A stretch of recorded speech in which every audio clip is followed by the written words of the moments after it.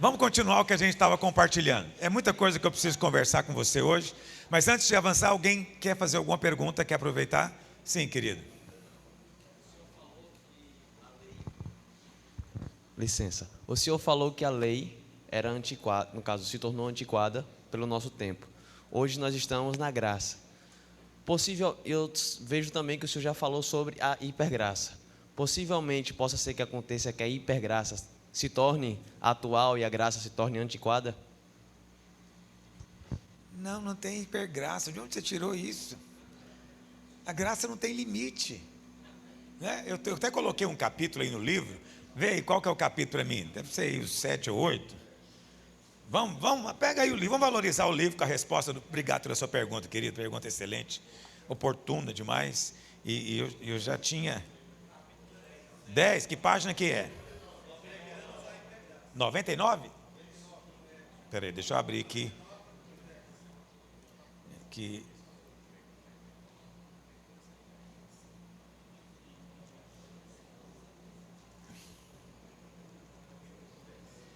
Aí, pregamos a hipergraça?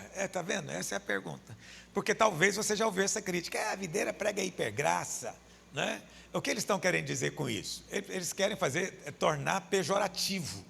Eles querem dizer o seguinte: você exagerou uma coisa que não podia. Vocês estão colocando aí a graça como sendo algo exagerado. É preciso trazer mais equilíbrio, né? Aí eles pegam, então, criaram essa expressão hipergraça. Mas isso é um problema porque é exatamente a expressão que está na Bíblia. Você sabe que a Bíblia usa a expressão hipergraça? Então, vamos só ir para você, vamos só ler os versículos, né? Se você... Ok, vamos ler. Vamos valorizar o que eu escrevi. Então, ao longo dos anos, tenho visto pessoas ficarem furiosas comigo quando começam a ouvir a mensagem do Evangelho da Graça. Essa é uma reação comum. Quem nunca me ouve a primeira vez, me dá uma raiva de mim. Eles ficam furiosos. Isso é o testemunho que eu já ouvi, não é de dezenas não, irmãos. Então, eles ficam furiosos, mas por alguma razão querem ouvir mais.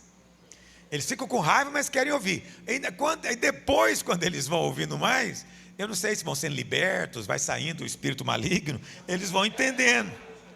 Então, muitos já saíram das minhas ministrações completamente transtornados, me chamando de herege, entendeu? Não conseguiam acreditar que a graça é realmente assim tão boa. Ou seja, Deus é bom, mas não exagera.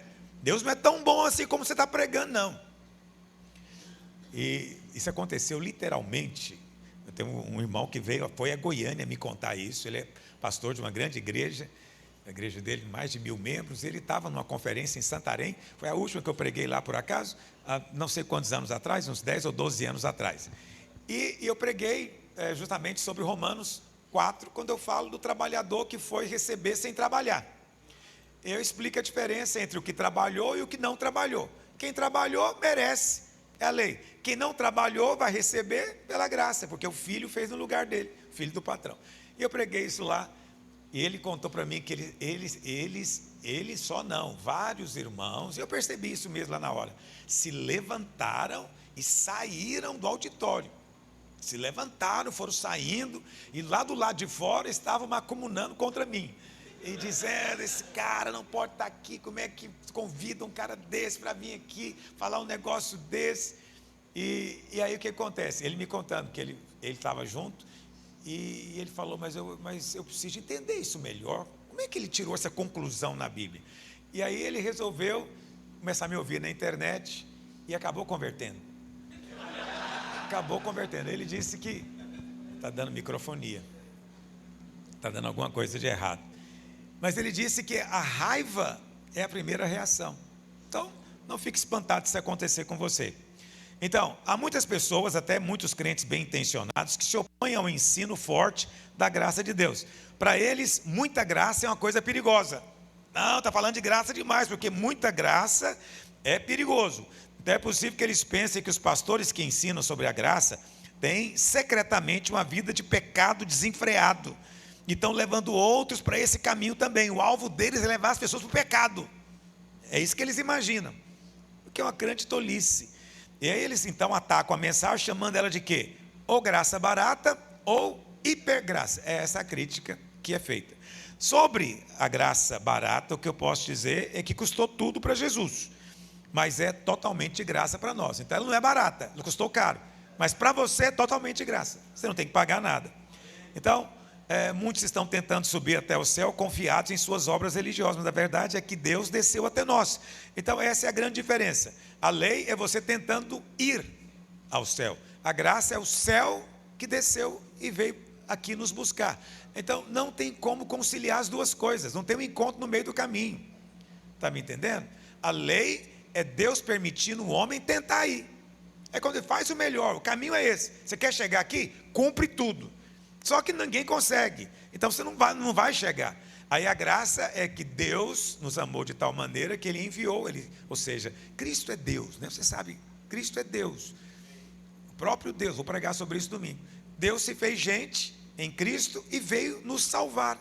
Então o que você prefere? Você tentar subir ao céu ou alguém do céu descer e vir te buscar? Eu prefiro que alguém venha me buscar. Agora, se Ele vem me buscar, a minha salvação depende de mim ou depende dEle? Depende dEle. A garantia, né, eu continuar salvo, depende de mim ou depende dEle? Tudo depende dEle. Ele começa a obra, Ele continua a obra e no final a glória é dEle. Então, se tudo é obra dEle, eu posso ter segurança que Ele vai terminar. Está entendendo? O que Jesus está fazendo no céu agora, em relação a você? Diz a Bíblia que Ele está intercedendo por você. Eu te pergunto, o Pai está ouvindo a intercessão dele? Sim ou não? E o que você acha que ele está orando? Pai, taca fogo nele. Oh Deus, aperta ele, põe uma praga na vida dele. Você acha que Jesus está orando por isso? Pelo amor de qualquer coisa. Por favor, mude a sua cabeça. Para usar um linguajar bíblico, arrependa-se. Entende? Muda a sua ideia de Deus. Jesus está orando por você, para você ser mantido, sustentado, nutrido, abençoado, guardado do diabo, para você chegar na glória. Eu te pergunto, está sendo ouvido? Claro, Deus está ouvindo a oração que o próprio Jesus, que é Deus, está fazendo para você. Não é maravilhoso? Por favor. Eu preguei esses dias, não sei quantos têm me acompanhado, falei de glória, e eu falei que glória tem uma boa opinião, mas eu estou ampliando o conceito, eu vou te dizer mais, fé é ter uma boa opinião de Deus. Quem não tem boa opinião a respeito de Deus, não tem fé. Se no meio da luta, sua opinião sobre Deus é ruim, você não vai ter fé. Mas se no meio da luta você fala, Ele me ama, eu não estou entendendo, mas Ele me ama. Eu não estou compreendendo, mas haja o que houver, no final vai ser para o meu bem. E se é uma boa opinião a respeito do seu pai, você vai ser abençoado. Mas tem gente que pensa mal de Deus. É Ele que veio para me castigar. A ira dele me alcançou. Ele está pensando mal. Pensamentos perversos no coração sobre Deus. Pessoas assim não têm fé. E Deus não pode operar para o bem dela. Porque se Deus fizer para ela, ela vai ficar convicta que o pensamento dela está certo. Entendeu o que eu estou dizendo? Então é preciso ter pensamentos bons a respeito de Deus. Tem pregador que vai domingo falar mal de Deus. Ele não sabe o que está fazendo. Ele está brincando com coisa muito séria. Você deveria vir no culto contar a respeito do amor de Deus pelas pessoas. Agora, tem gente fazendo bobagem por aí em nome da graça? Tem, mas é por imaturidade. Não muda a verdade do Evangelho. Eu não vou parar de pregar a graça de Deus porque tem algum enlouquecido fazendo coisas estranhas. Apesar que eu não sei de ninguém, quer dizer, até sei de alguma coisa. Alguém me falou essa semana, me perguntou, né, o que eu achava lá em Goiânia, tem um pastor lá, que ele convidou um gay para dirigir louvor. Vocês viram isso? O Brasil é pequeno, né? O Brasil é pequeno. O que acontece por lá chega até aqui. Aí alguém me perguntou, pastor, como é que fica esse negócio, e a graça e tal? Eu falei, não, a mentalidade do pastor, provavelmente ele está certo, ele está querendo ser afetuoso, compassivo, misericordioso, mas ele ainda, tadinho, é criança, não sabe das coisas, não é? Então, por que ele não sabe? Porque ele está confundindo vir para dar com vir para receber. São duas coisas diferentes. Todo pecador é bem-vindo aqui dentro, concorda comigo? Tem alguma exceção de pecador aqui? Não, qualquer pecado, qualquer pecador quiser vir para receber, ele pode vir. Pode sentar, nós vamos orar por ele, vamos pregar para ele, vamos ou não vamos? Ele vai ser abençoado aqui. Agora, se o pecador chega e fala, não, eu estou aqui, eu quero pegar o microfone. Eu quero pregar. Ele vai pregar? Não. Por quê? Uma é a qualificação para receber, outra é a qualificação para ministrar. São duas coisas diferentes, tão simples de entender, na minha opinião. Mas há tanta imaturidade que as pessoas confundem. Estão compreendendo o que eu estou dizendo? Então veja bem, existem qualificações para o presbítero na Bíblia? Existe ou não existe? Está no Velho ou no Novo? Quem fez, falou as qualificações, foi um apóstolo? Nós somos apostólicos? Então a gente segue o que ele falou? Segue, irmãos. A gente não discute com Paulo, não. Paulo falou o quê? Casado com a sua mulher, tem que ser idôneo, não dada muito vinho, manso, cordato, inimigo de contendas, bom testemunho. Tem ou não tem isso na Bíblia? Ora, se tem, então é o seguinte, qualquer um que subir aqui precisa de se enquadrar. Ah, então você está na lei. Oh, vontade de dar uma burdoada bem dada. Não estou na lei, eu estou no ensino apostólico. Uma coisa é receber, outra coisa é ministrar. Então, para receber, todos vêm. Para ministrar tem qualificações.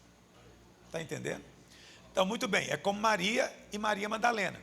Maria Madalena é pecadora, né? Eu imagino que ela era prostituta, a Bíblia não diz, mas a tradição diz que ela era prostituta, tinha 7 demônios, etc. e tal. Ela veio para receber, amém ou não? Jesus abençoou ela? Agora vamos supor que Deus agora está procurando alguém para gerar Jesus. Maria Madalena serve? Não, mas quer dizer que Deus não a ama? Não, mas para essa missão ela não serve. Para essa missão tem que ser uma virgem. Está entendendo o que eu estou dizendo? Então, para você ministrar é uma coisa, para vir receber é outra. Mas tudo é graça. Estão acompanhando? Bom, eu acabei desviando do assunto. Então, mesmo que tenha gente por aí ensinando coisas, não mude o fato. É essa verdade. Existe Novo e Velho Testamento, lei e graça. Muito bem, hipergraça. A Bíblia realmente usa a expressão hipergraça. Vamos ler então. Romanos 5:20. Sobreveio a lei para que avultasse a ofensa. Mas onde abundou o pecado, o que aconteceu com a graça? Muito bem, como é que essa palavra superabundou em grego? Hiperperisseu. Hiper, está vendo o prefixo hiper aí? De onde você acha que veio o nosso hiper? Do grego, amigo, é do grego. Hiper, em grego, significa exatamente o que significa em português. O que é hiper em português? Não, grande é super. Grande é super. Hiper é o quê? Mais do que grande. Super é grande, mas hiper é muito grande, muitíssimo grande. Então, a expressão que Paulo usa aqui é hiperperisseu, hipergraça. Não sou eu que estou usando. Efésios 2:7. Para mostrar nos séculos vindouros a suprema riqueza da sua graça. A expressão suprema riqueza é uma palavra só no grego, hiperbalo. Hiper, de novo prefixo, hiper. Hiperbalo. O que significa hiperbalo? Suprema riqueza da graça. Uma é superabundante, a outra é a suprema riqueza. 1 Timóteo 1,14. Transbordou, porém, a graça de nosso Senhor com a fé e o amor que é em Cristo Jesus. O que aconteceu? Transbordou a graça. O verbo transbordar aqui é hiperpleonazo. Hiperpleonazo. De novo, qual o prefixo que está aqui? Hiper. Então você não deveria ter vergonha do hiper. Eu não tenho vergonha do hiper. Se alguém fala que eu prego hipergraça, eu falo que você está quase entendendo. O caminho é esse mesmo. O caminho é entender que é grande, não é pequeno. Que é muito grande, a gente não tem nem noção do tamanho da graça. Você, quando chegar na glória, vai ficar tão desapontado. Por quê? Porque você era tão abençoado, tão rico, tinha tanto suprimento e desfrutou de tão pouco. Você vai dizer, meu Deus, por que ninguém me contou? Ou por que me atrapalharam? Porque tem gente atrapalhando. Em vez de colocar fé em você, coloca medo. Cuidado, né? Cuidado com essa bondade toda. Você vai ficar tão surpreso, porque nós já temos tudo nele. Toda a riqueza, todo o suprimento, todo o conhecimento, está tudo em Cristo. E onde é que você está? Você está lá em Cristo também. Está tudo disponível para você. Mas nós temos que admitir que tem muita lei em nós ainda. Nós ainda ficamos achando que temos que merecer. No fundo, a gente fala, deve ter algo errado comigo, não é possível. Que cara é tão abençoado, eu não sou. Você ainda alimenta, acalenta dentro de você ainda algumas ideias de merecimento. Por isso você não recebe mais. Porque Deus não pode fazer, porque senão Ele vai estar reforçando um pensamento errado em você. Você entende o que eu quero dizer com reforçar? Entende isso? Por que Deus não pode ouvir a oração, por exemplo, Presta atenção. Vamos supor que eu sou uma pessoa que penso que Deus só ouve a oração de quem é perfeito. E aí eu chego diante de Deus e faço de conta que eu sou perfeito. Qual o nome disso? Hipocrisia. Faço de conta. Se eu tenho sido fiel, lidero célula e tal. Aí eu vou orar. Deus vai ouvir a minha oração? Não vai. Por causa de quê? Porque Ele não me ama? Não, ao contrário, porque Ele me ama. Se Ele me ouvir, qual a conclusão que eu vou chegar? Está vendo? Para Deus ouvir tem que ser assim. Você tem que fazer de conta que é, porque é assim que Ele quer. Deus não aceita isso. Aí o dia que você chega, que você fala assim, hoje realmente é o pior dia. Hoje é o dia que eu estou menos qualificado. Mas algum pastor amoroso te convence, vai lá, pede, ele vai te dar. Aí você faz o teste. No dia que você menos merece, você ora e Deus faz. Você fica perplexo. Aí você fala, não estou entendendo, o universo perdeu sentido para mim. Entendeu? Por que Deus faz agora? Porque Ele está te reforçando, está dizendo, esse é o caminho, filho. Esse é o caminho. Quanto mais você entender que é porque eu te amo, e não porque você é bom, mas sim porque eu sou bom, mais você vai receber. Estão entendendo o que eu estou dizendo? Bom, mas vamos terminar de ler aqui os versículos. Bom, esse prefixo hiper, então, significa muito acima, além, né, máximo, em excesso. Isso tudo é para descrever a graça de Deus. Agora, eu coloquei para você aqui uma lista de versículos falando da graça no Novo Testamento.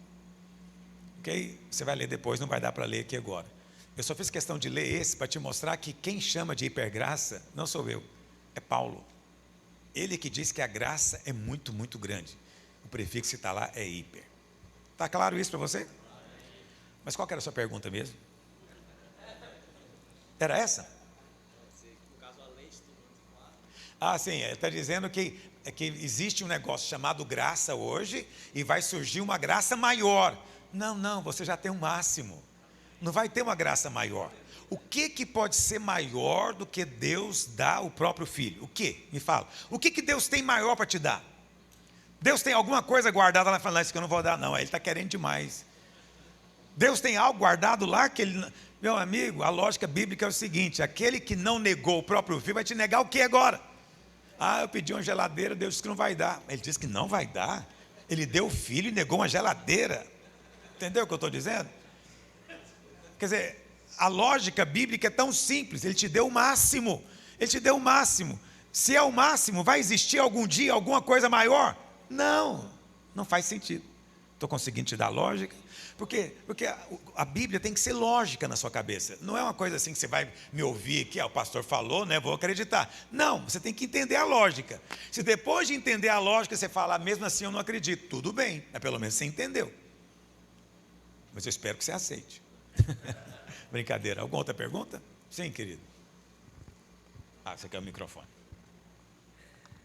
Paz, irmãos, boa tarde. Como é que nós podemos ensinar para novos convertidos sobre o Evangelho do Reino e falando e reforçando também sobre a graça? Eu precisava de saber onde é que está em contradição. Sim, mas onde está a contradição? Essa aqui é a questão. Tudo depende do que você entende de uma coisa e de outra. Se o seu conceito de reino for legalista, aí realmente você cria um problema, né? Então a salvação é de graça, mas aí agora reinar é legalista. Aí Deus muda. Então não é nada disso. Quem é que reina naquele dia? Quem está reinando hoje. Estou te ensinando de uma maneira bem simples. Vai reinar naquele dia quem já está reinando hoje. O reino já começou para nós? Já. Romanos 5,17. Os que receberam a abundância da graça e o farão o quê? Reinarão em vida. Então preste atenção. Para você reinar em vida hoje, você precisa de quê? Abundância de graça e o que mais? Então, pouca graça não ajuda.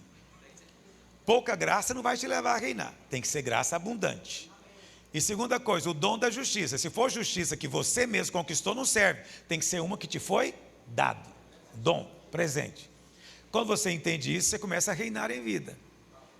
Entendeu? Quem reina em vida vai ser recompensado com o reino naquele dia. Não é complicado. Eu resumi uma doutrina muito vasta aqui, porque eu não tenho tempo de mudar de assunto. Outra pergunta, sim, querido. Pastor Luiz, e sobre a atual verdade, o Novo Testamento ele apresenta verdade para nós. Tem algumas questões do Novo Testamento, por exemplo, usos e costumes que eram específicas para a época, ou para uma circunstância. Tem algo no Novo Testamento que não é para nós, a gente tem que entender que o livro foi escrito para alguém, por algum motivo, como na capacitação passada, o senhor estava falando sobre o perdão na Epístola de João. E se tem alguma coisa no Novo Testamento que não é para nós, e qual a chave para nós entendermos o que é e o que não seria? Ok, muito obrigado, Jean. Essa pergunta sua é muito provocativa, mas ela é importante. Uma pergunta importante. Por que ela é importante? Porque realmente tem textos no Novo Testamento que te deixam confuso. Vamos lá, vamos fazer um teste com você. 1 Pedro 4,17. Projeta para mim. 1 Pedro 4,17. Ora, porque a ocasião de começar o juízo pela casa de Deus, juízo aonde? Juízo aonde? Pela casa de Deus é chegada.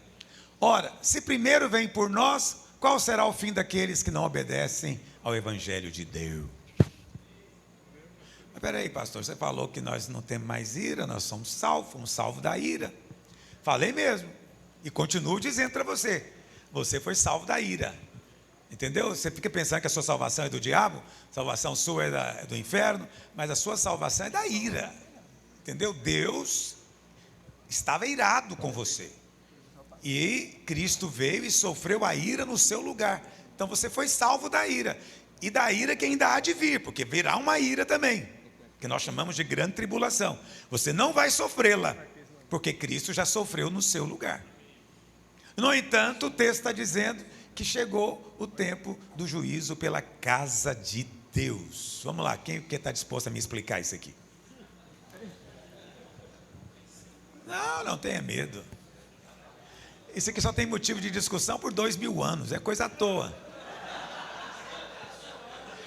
Isso é para você ficar falando, não é porque Paulo era profundo, Pedro não era, meu amigo.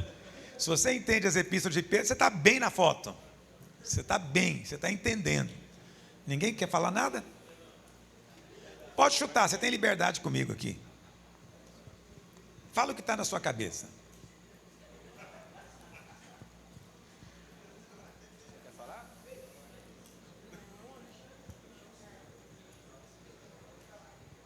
Ninguém quer falar nada?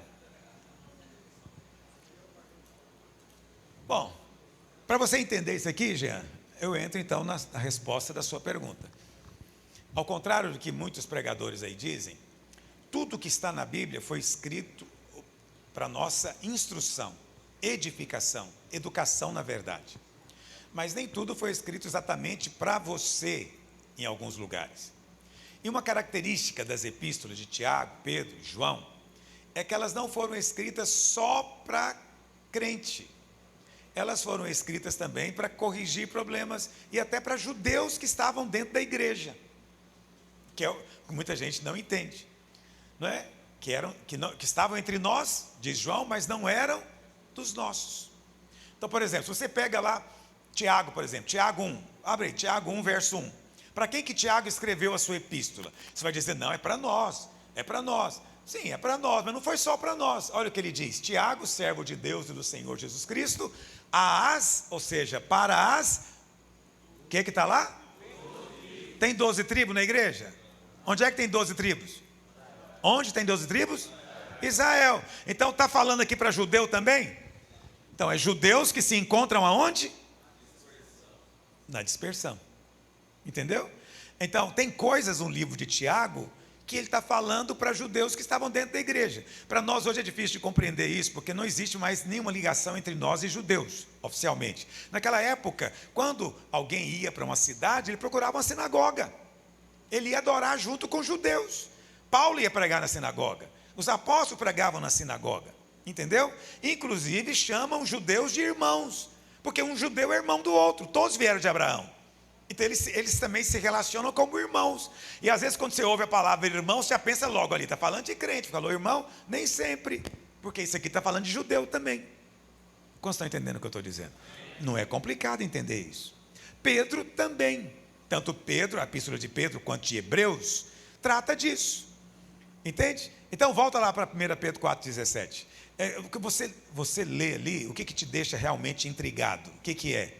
É a expressão casa de Deus. Imediatamente você pensa em quê? Na igreja. Mas eu te pergunto, nessa época tinha quantas casas de Deus? 2, amigo. Tinha 2 casas de Deus. Aí que está o segredo, que Deus deixa essas coisas, o Espírito Santo faz questão disso, porque tem que ter tropeço para quem precisa de tropeçar. Entende? Porque quem quer ver certas coisas tem que ter a chance de ver. Então Deus permite. Então o que acontece? O templo de Jerusalém era a casa de Deus. Era ou não era? Quem disse que era?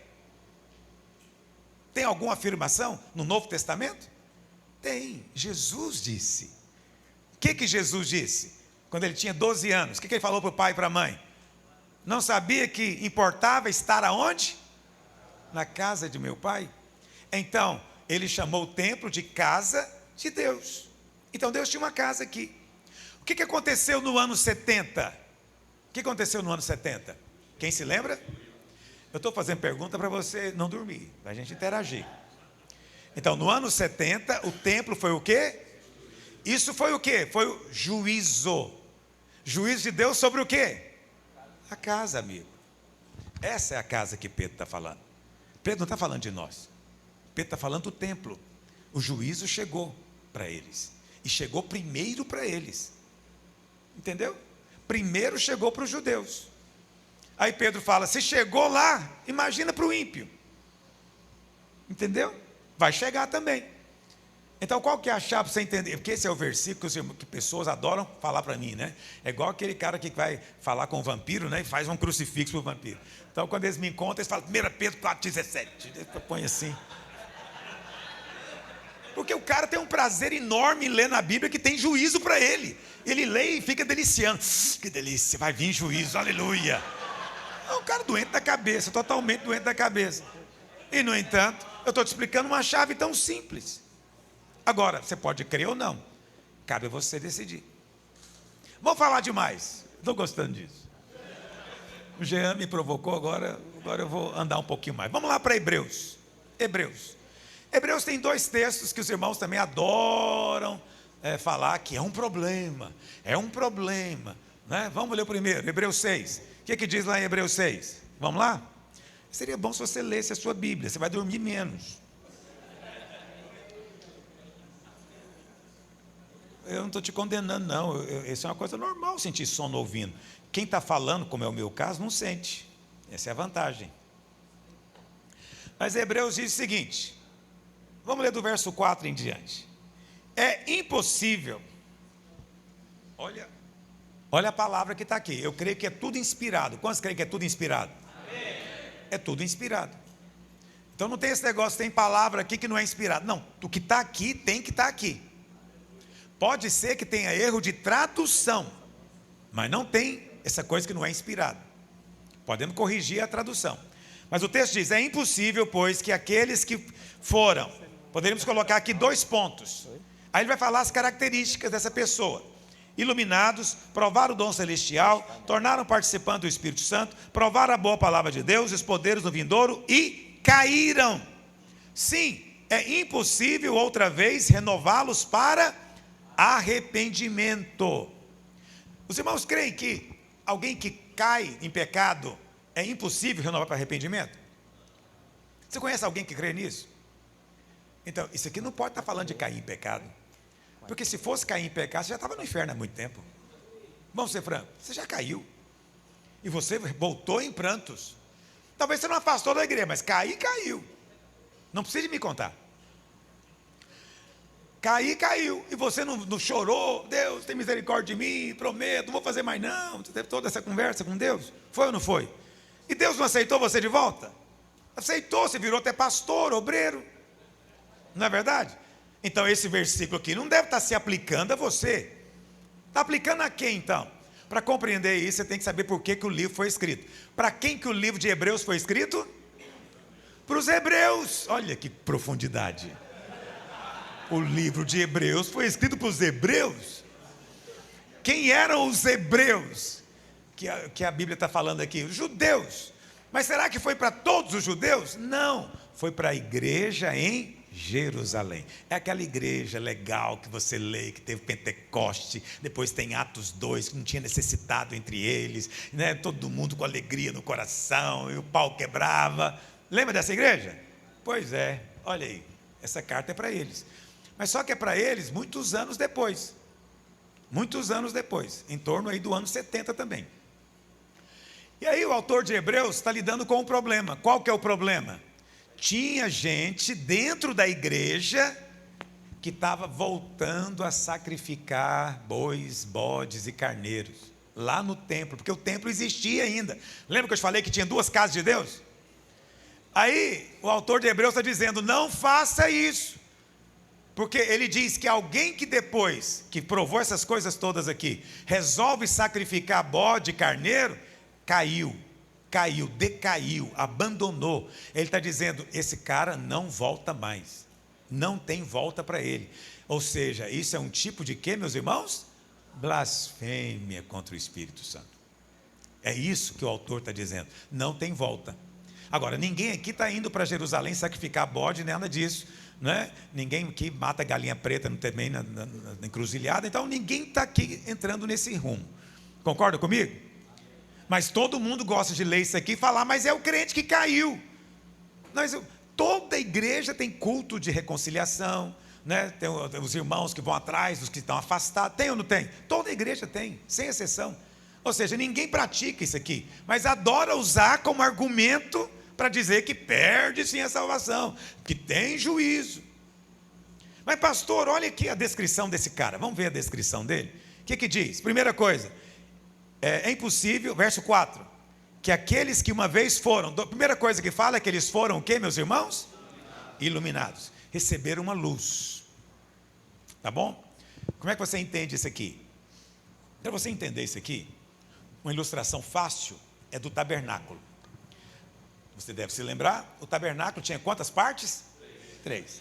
Tinha o átrio, o lugar santo e o santo dos santos. O lugar santo e o santo dos santos era, vamos dizer assim, o mesmo espaço ali, dividido por um véu. O átrio era toda a parte ao derredor, ok? No átrio, tinha, qual luz que iluminava o átrio? A luz do sol, ou seja, a luz natural. Qual é o móvel que tinha no átrio? Não vou te dar aula aqui de tabernáculo, mas na entrada tinha 4 colunas, essas 4 colunas são os 4 evangelhos, só para te ilustrar. Aí você entra, quando você entende o evangelho, qual que é o primeiro móvel que você encontra? Chama-se altar de holocausto. Era o lugar onde o cordeiro era morto. No Novo Testamento, onde é que o cordeiro foi morto? Onde? Na cruz. Onde é o altar do Novo Testamento? No púlpito da igreja? Onde que é o altar? É a cruz, ok? Então, é o primeiro móvel, por quê? Porque é a primeira experiência que você tem que ter. Você tem que crer que o sangue foi derramado e você foi perdoado. É a primeira experiência, é você entender a cruz. Qual luz você precisa para entender a cruz? A luz do sol, meu amigo. Porque é muito simples.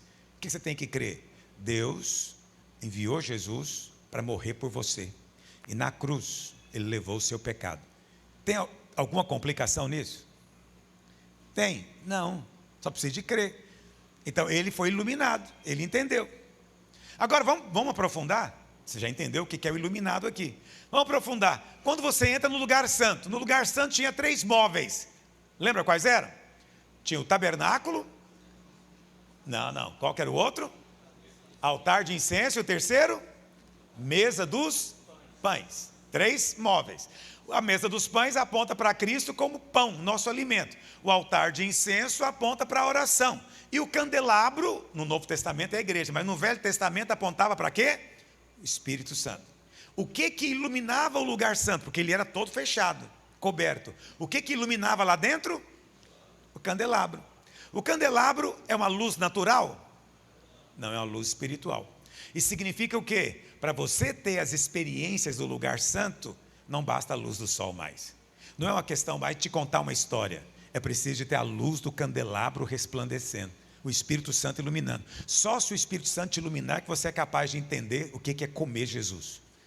Porque eu posso chegar aqui e falar, você tem que comer de Cristo. Se você não comer de Cristo, você não vai receber nada, você não vai entender. Mas quando você tem o Espírito Santo, eu te falo, você entende imediatamente, porque é outra luz. Mas se eu falar para o ímpio de comer Jesus, ele pensa que é a hóstia. Ele não sabe, porque a luz do sol não é suficiente. Quantos estão entendendo o que eu estou dizendo? Mas tinha um terceiro cômodo, que era o Santo dos Santos. Qual móvel tinha no Santo dos Santos? Era só um. Qual que era? A Arca da Aliança, com o propiciatório em cima. Tinha luz no Santo dos Santos? Sim ou não? Não tinha. O Santo dos Santos era trevas absolutas, não tinha luz lá dentro. Ok? Então os rabinos, misticamente diz que tinha uma luz da glória de Deus lá dentro. Mas ninguém nunca entrou para contar, para chegar aqui e contar. Só entrava uma vez por ano o sumo sacerdote. Mas quando ele entrava, ele fazia o quê? Erguia o véu. Aí entrava qual luz lá dentro? Do candelabro. Mas ninguém sabe. Então, para todos os efeitos, não havia luz lá dentro. E aí o que acontece? No dia que Jesus disse, está consumado, aconteceu o quê? O véu fez o quê? Caiu, rasgou. Agora tem luz no Santo dos Santos? Qual que é a luz que tem? Do candelabro. Isso significa que não existe mais separação entre lugar santo e Santo dos Santos, é uma coisa só. Isso significa que hoje você pode chegar diante do trono da graça. O que é o trono da graça? É o propiciatório que está em cima da arca. Esse é o trono da graça. É o lugar onde o sangue era aplicado. E Deus disse, o lugar onde Deus falava com Moisés. Onde Deus diz, virei a ti, ali virei a ti. No meio das asas dos querubins. Onde é que é isso? Em cima da arca da aliança. Hoje o Hebreus diz o quê? Vamos chegar com ousadia diante do trono da graça. Temos uma luz para fazer isso? Sim. É a luz natural? Não, é a luz do candelabro. Que agora ilumina o Santo dos Santos. Que você tem acesso. Porque rasgou-se o véu. Entendeu o que eu estou dizendo? Por isso que lá em Hebreus diz que o altar de incenso está no Santo dos Santos. Não estava, mas hoje está. Você não deve saber desse detalhe, porque você não gosta muito de estudar tabernáculo, mas é um assunto que todo mundo deveria dominar, porque é fascinante. Bom, dito isso, por que eu estou querendo te contar aqui? Só para te explicar. Como é que alguém foi iluminado e não converteu? Meu querido, ele só pode ir para o inferno se ele foi iluminado. Ou seja, se alguém contou para ele mesmo. Por isso que vai ter que ser anunciado. Então ele entendeu a mensagem. Para essa mensagem ser compreendida, só precisa da luz do sol. Só que ele rejeitou. Segunda coisa, provou o dom celestial. O que é provar o dom celestial? Então tem um versículo muito bom na Bíblia para te explicar a diferença entre provar e beber. Jesus estava na cruz. Deram para ele uma esponja embebida com, quem se lembra? Vinagre. Ele fez o quê? Ele pôs na boca e provou, mas não quis beber. É assim que está na Bíblia. Provou, mas não quis beber. Tem pessoas que vêm para a igreja, prova, mas não quer beber. Então provar não significa que converteu. Ele provou, sentiu a presença, sentiu o toque, mas não quis receber. Não quis avançar. E voltou. É possível isso? Sim ou não? Sim, aconteceu com eles. Se tornaram participantes do Espírito Santo. Veja, ser participante do Espírito Santo não significa ter o Espírito Santo. Significa que ele participou junto conosco. O Espírito Santo está aqui entre nós, irmãos. Ele não está apenas em nós. Quando nos reunimos, ele está também ao nosso derredor. Ele permeia tudo. Você está habituado, você nem percebe mais. Você está habituado com a presença. Mas quem não está habituado, ele chega aqui, ele sente. Há um sentimento. Então ele está percebendo o Espírito Santo. Ele está provando num certo sentido. Quantos entendem o que eu estou dizendo? Mas não significa que ele recebeu. Mas está participando. Tem gente que é curado. Alguém que é curado participou do Espírito? Sim ou não? Alguém que tinha demônio e foi liberto participou do Espírito? Mas significa que ele converteu? Não. Ele precisa de converter.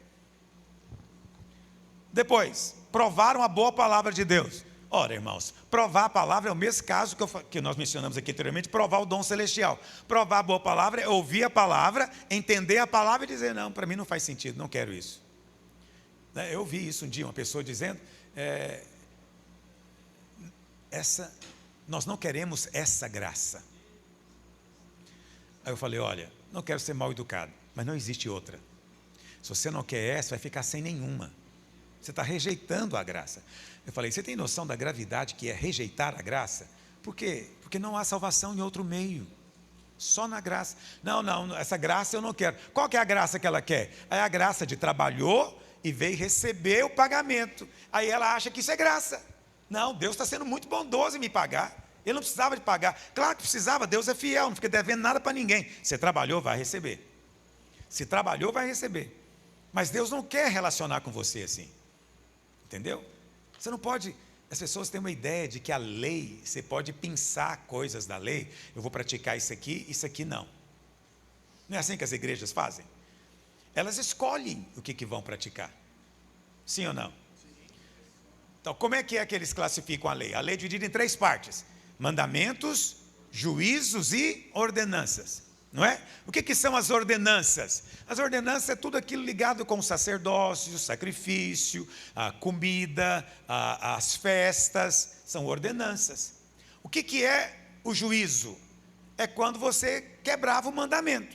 Quebrou o mandamento, tem uma penalidade. Então, matou, o que vai acontecer com você? Vai morrer. É o pagamento, é o juízo. E tinha os mandamentos. O que são os mandamentos? São os preceitos morais. E aí o que acontece? Eles por conta própria, dizem o seguinte: os juízos passaram, porque ninguém vai apedrejar ninguém mais, não é verdade? Então passou. As ordenanças passaram também, ninguém tem mais que guardar, matar cordeiro, aspergir sangue, não tem.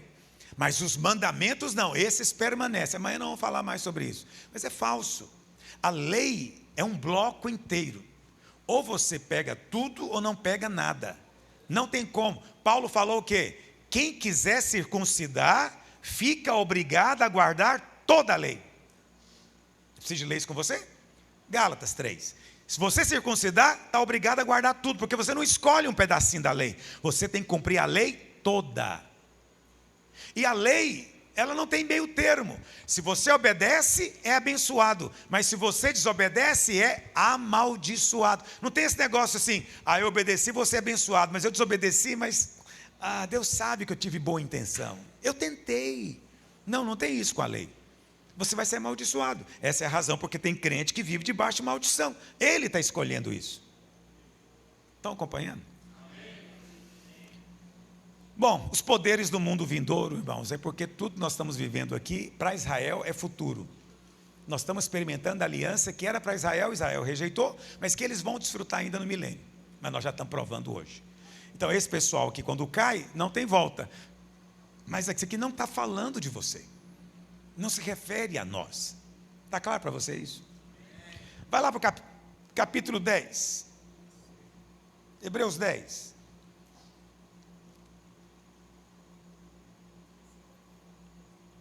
Vamos lá, a partir do verso 26. Também é outro que os irmãos, como os irmãos gostam desse capítulo 10. Você sabe, eles rejeitam o que o próprio Cristo disse, claramente, em troca de algo que eles não entendem. Então, o próprio Cristo disse, né? Mas a todos quantos o receberam, deu-lhes o poder de serem feitos filhos. Filhos. O que para ser filho tem que ser feito? Crer, está no Evangelho, está claríssimo, não tem que interpretar. Mas eles rejeitam isso para poder usar outros textos. Porque se vivermos deliberadamente em pecado, muito bem, é isso aqui que deixa o crente enlouquecido. O que significa viver em pecado? Então eu já contei para você o contexto de Hebreus. Qual que é o contexto de Hebreus? Eram pessoas dentro da igreja que estavam voltando para o judaísmo, por várias razões. Eu não estou condenando, porque você sabe, o cara foi criado naquele ambiente. O pai, a mãe, o tio, são judeus. Eles vão no sábado à sinagoga, eles sacrificam nas festas, eles fazem tudo. Mas você agora virou cristão, e você rejeita agora o templo, rejeita a lei. Você virou um herege para eles. Então a pressão social devia ser muito grande em cima do crente lá em Jerusalém. Devia ser horrorosa, não é? Para ele poder viver como um judeu. Mas vamos entender isso aqui, esse é o contexto. O que significaria viver deliberadamente em pecado? O que a Bíblia considera viver em pecado aqui nesse contexto? É o seguinte: você, quando está debaixo do sangue de Jesus, Deus considera que você está em pecado? Sim ou não? Não. O que significa estar em Cristo? Quantos creem que estão em Cristo? Então, isso tem implicações práticas. Quando você está em Cristo, você está permanentemente imerso no sangue de Jesus. Então você é permanentemente justificado e perdoado. Não tem essa coisa de eu me lavo. Não, você está imerso nele. Você está mergulhado nele. Porque você está em Cristo. Tudo isso porque você crê no sacrifício do Calvário. É tudo por fé. Você não sente nem vê, mas Deus vê. É como lá na Páscoa, o sangue era do lado de fora. Quem estava dentro não via nem sentia. Mas o anjo da morte e Deus, porque os dois estavam de fora, a Bíblia fala, né? Eles viam. Ou seja, o diabo e Deus veem o sangue. E eles veem o sangue em você. Mas quando você deliberadamente resolve sair desse entendimento e voltar a sacrificar boi, você está trocando o sangue do Filho de Deus por um sangue de bicho, sangue de animal. Você está escolhendo o quê? A viver de que maneira? No pecado. O autor de Hebreus está dizendo que quem faz isso está escolhendo sair da posição de perdoado para a posição de estar em pecado. O ímpio está permanentemente em pecado diante de Deus. No dia que ele converte, ele é inserido em Cristo, ele é permanentemente perdoado. É difícil para muitos crentes crerem nisso. Esse é que é o problema. Então, você não está mais em pecado, depois de terem recebido o pleno conhecimento da verdade. Aí, nesse caso, não resta sacrifício pelos pecados.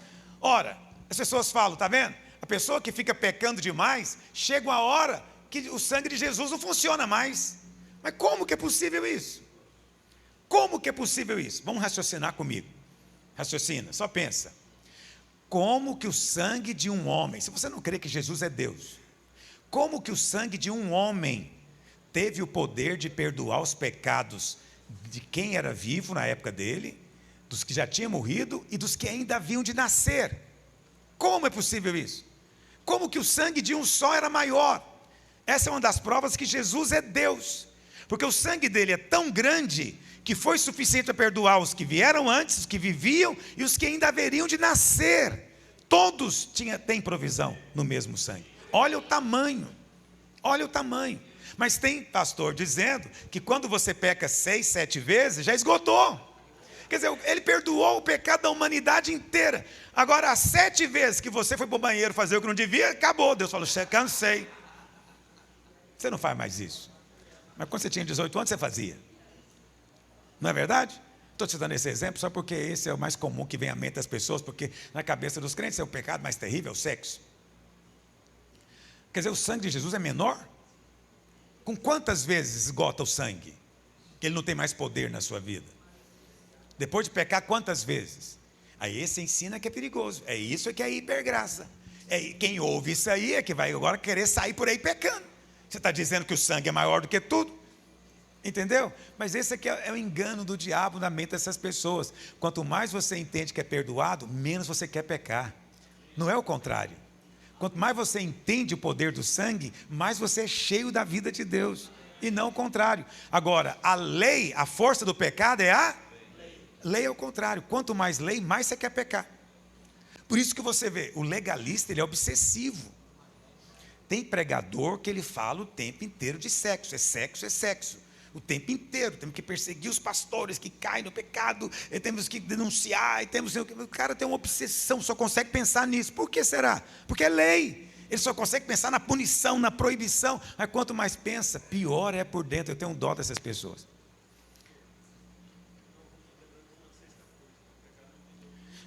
Amanhã eu vou ler todos os versículos que falam da lei. Então venha preparado com o tempo. Bom, vamos continuar lendo. Pelo contrário, certa expectação horrível de juízo e fogo vingador presta a consumir os adversários. Aí o autor de Hebreus explica: sem misericórdia morre pelo depoimento de 2 ou 3 testemunhas quem tiver rejeitado a lei de Moisés. O que ele está falando aqui? E quem rejeita Cristo? É isso que ele está dizendo. Se quem rejeita a lei é réu de morte, ele pergunta, e quem rejeita Cristo? É réu de quê? Está entendendo o que eu estou dizendo? Então ele está falando aqui no texto de quem rejeita Cristo. Agora, a interpretação que os pastores dão é o oposto. Você não está lendo na sua Bíblia, né? Mas vamos ler, lá no projetor, verso 29. De quanto mais severo castigo, julgais vós considerado digno aquele que, 2 pontos. Primeiro, calcou com os pés o Filho de Deus. O que é o verbo calcar? O que significa? Usar o calcanhar para pisar. Ok? Pisar com o calcanhar. O que significa calcar aos pés o Filho de Deus? Ah, quando você peca, você está pisando em Jesus. Não. Quando você peca, você não está pisando em Jesus. Você pisa em Jesus quando você diz, pequei e não preciso de perdão. Aí você está calcando. Entendeu? Ou quando você diz, pequei, mas eu creio no poder do sangue da galinha preta. Entendeu? Ou quando você é esse judeu falando, pequei, mas eu vou lá no templo oferecer um cordeiro em sacrifício. Isso é desprezar o Filho de Deus. É dizer o seguinte, eu tenho outros meios. Qualquer pessoa que diz que tem outros meios, está pisando com os pés o Filho de Deus. Quem diz que pode ser salvo pelas obras, quem diz que tem um outro santo que vai salvar ele, que Maria vai salvar ele está fazendo o quê? Desprezando o Filho de Deus. Mas o pastor fala o quê? É quando você peca. Aí você fica tão mal, fala, meu Deus do céu. Cada vez que eu peco, eu estou ofendendo o quê? Estou pisando com os... Não. Pecar não é legal. E você não quer pecar. Mas não é isso que o texto está falando. Segunda coisa, profanou o sangue da aliança. Como é que você profana o sangue da aliança?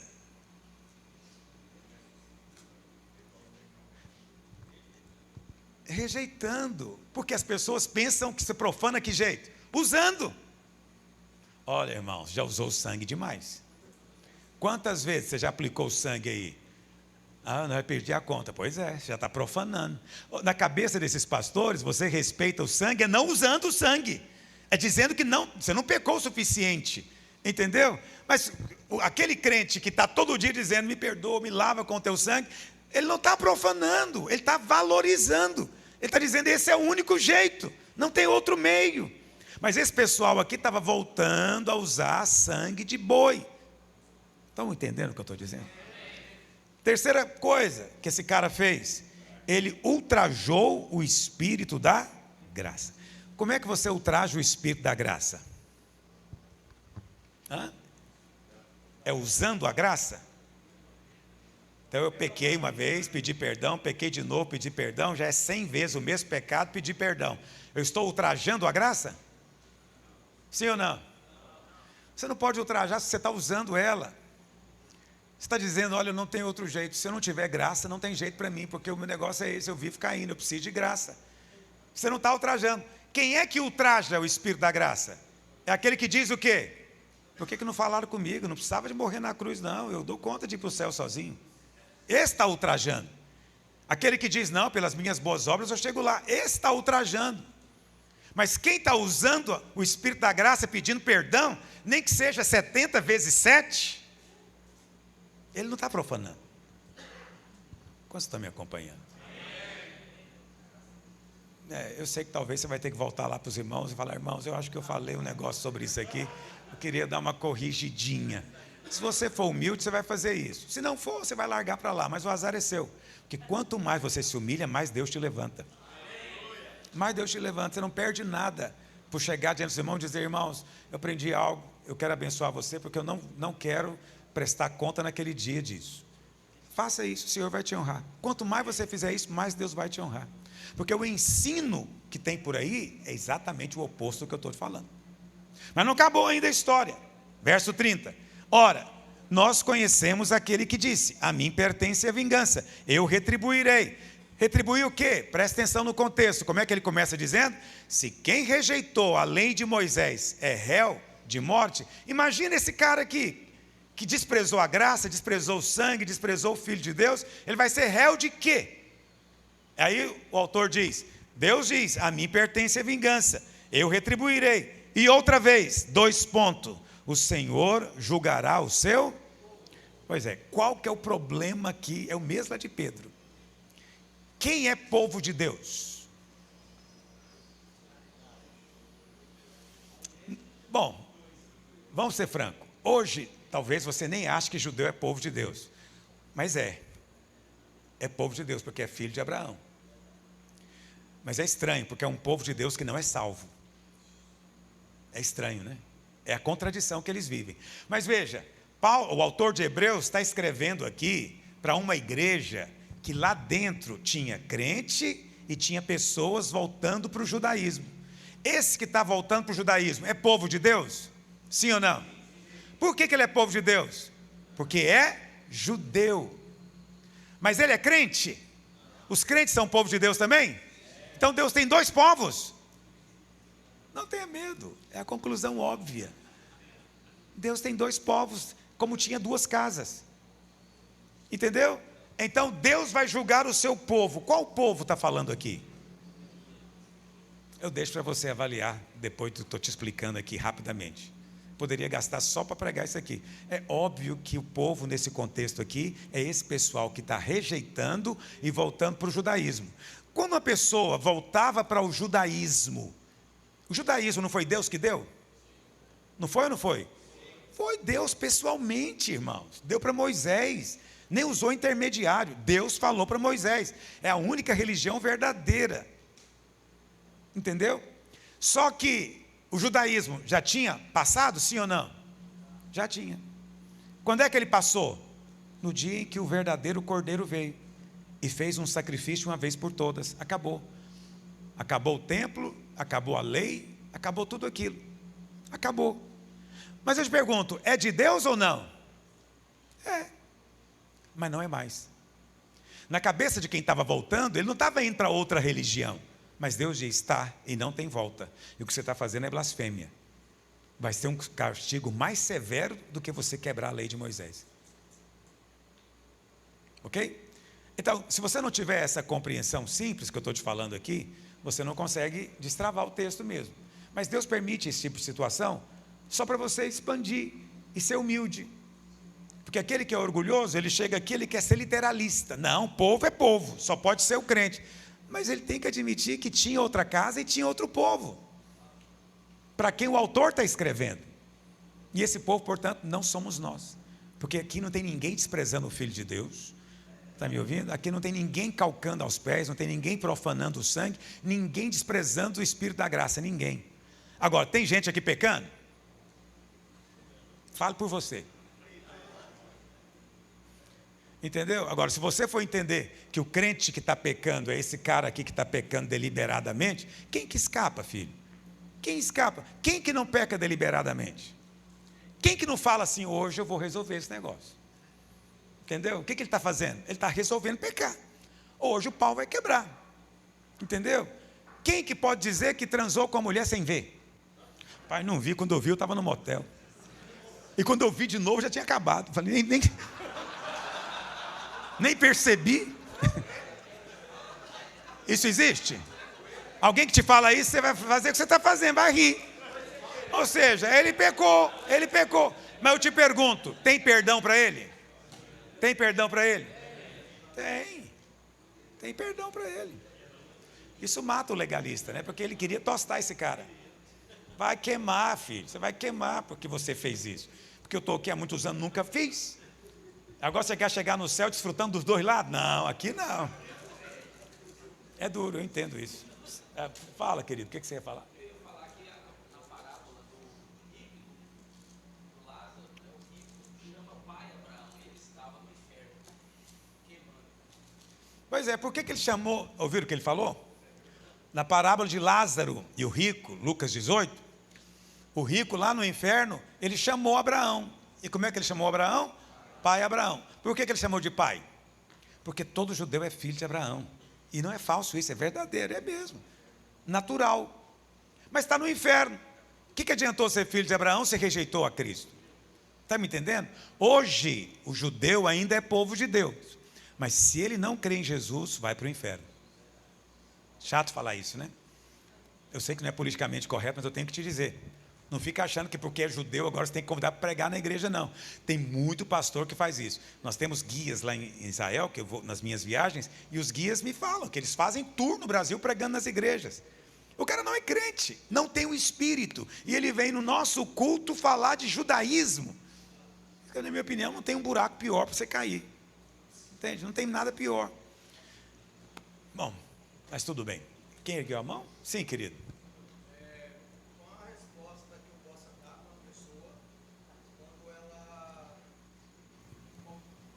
saber assim, ó, eu conheço fulano de tal. Obrigado. Qual a melhor resposta que eu devo dar para uma pergunta de uma pessoa? Ela chega e pergunta, fala assim, ó, eu conheço uma pessoa que ela matou outro.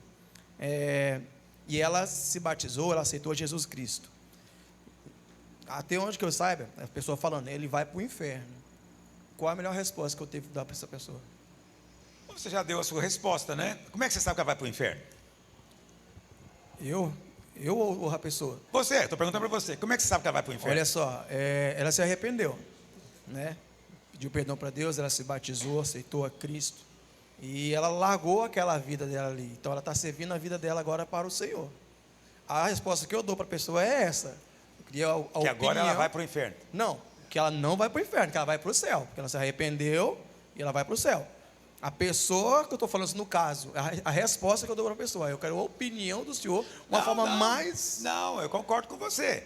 Então, qual o único pecado que não tem perdão? É a blasfêmia, certo? Então, matar alguém é gravíssimo. É gravíssimo, né? Vai ter uma pena aí, vai pegar uns 18 a 20 anos de cadeia. É gravíssimo. Mas o sangue de Jesus é maior do que esse pecado? Sim. Sim. Aí você me fala, né? Pastor, se o sangue de Jesus é maior do que qualquer pecado, por que não é maior do que a blasfêmia? Por quê?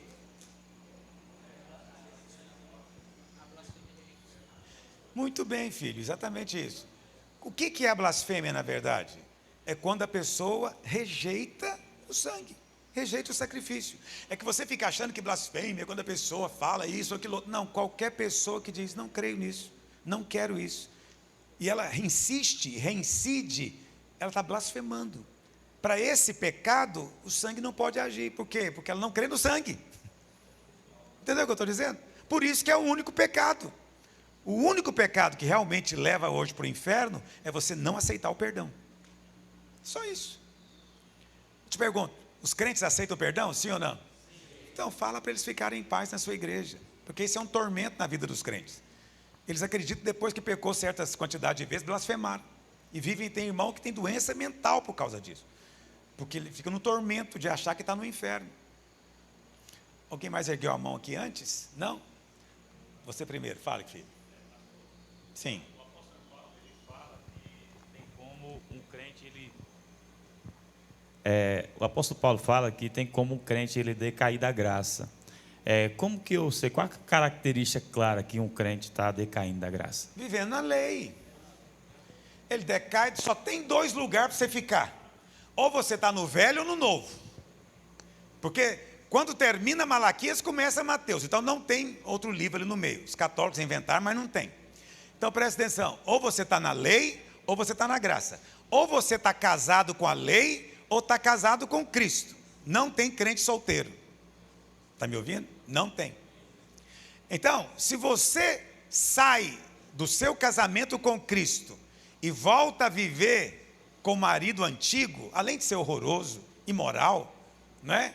O que está acontecendo com você? O seu marido atual pode fazer algo por você? Não, você voltou para sua casa com seu marido antigo. Você está querendo viver de novo com o seu marido antigo, aí o seu marido atual não pode fazer nada por você, fica esperando você voltar. Aí o que acontece? Esse crente que sai da graça e volta para a lei, a graça não tem efeito na vida dele. Mas não quer dizer que ele perdeu a salvação, nem quer dizer que ele voltou a estar casado com a lei. Ele tornou-se um adúltero espiritual. Essa é a verdadeira prostituição espiritual. É estando casado com Cristo, voltar a viver com a lei. Estou exagerando? Mas você está entendendo?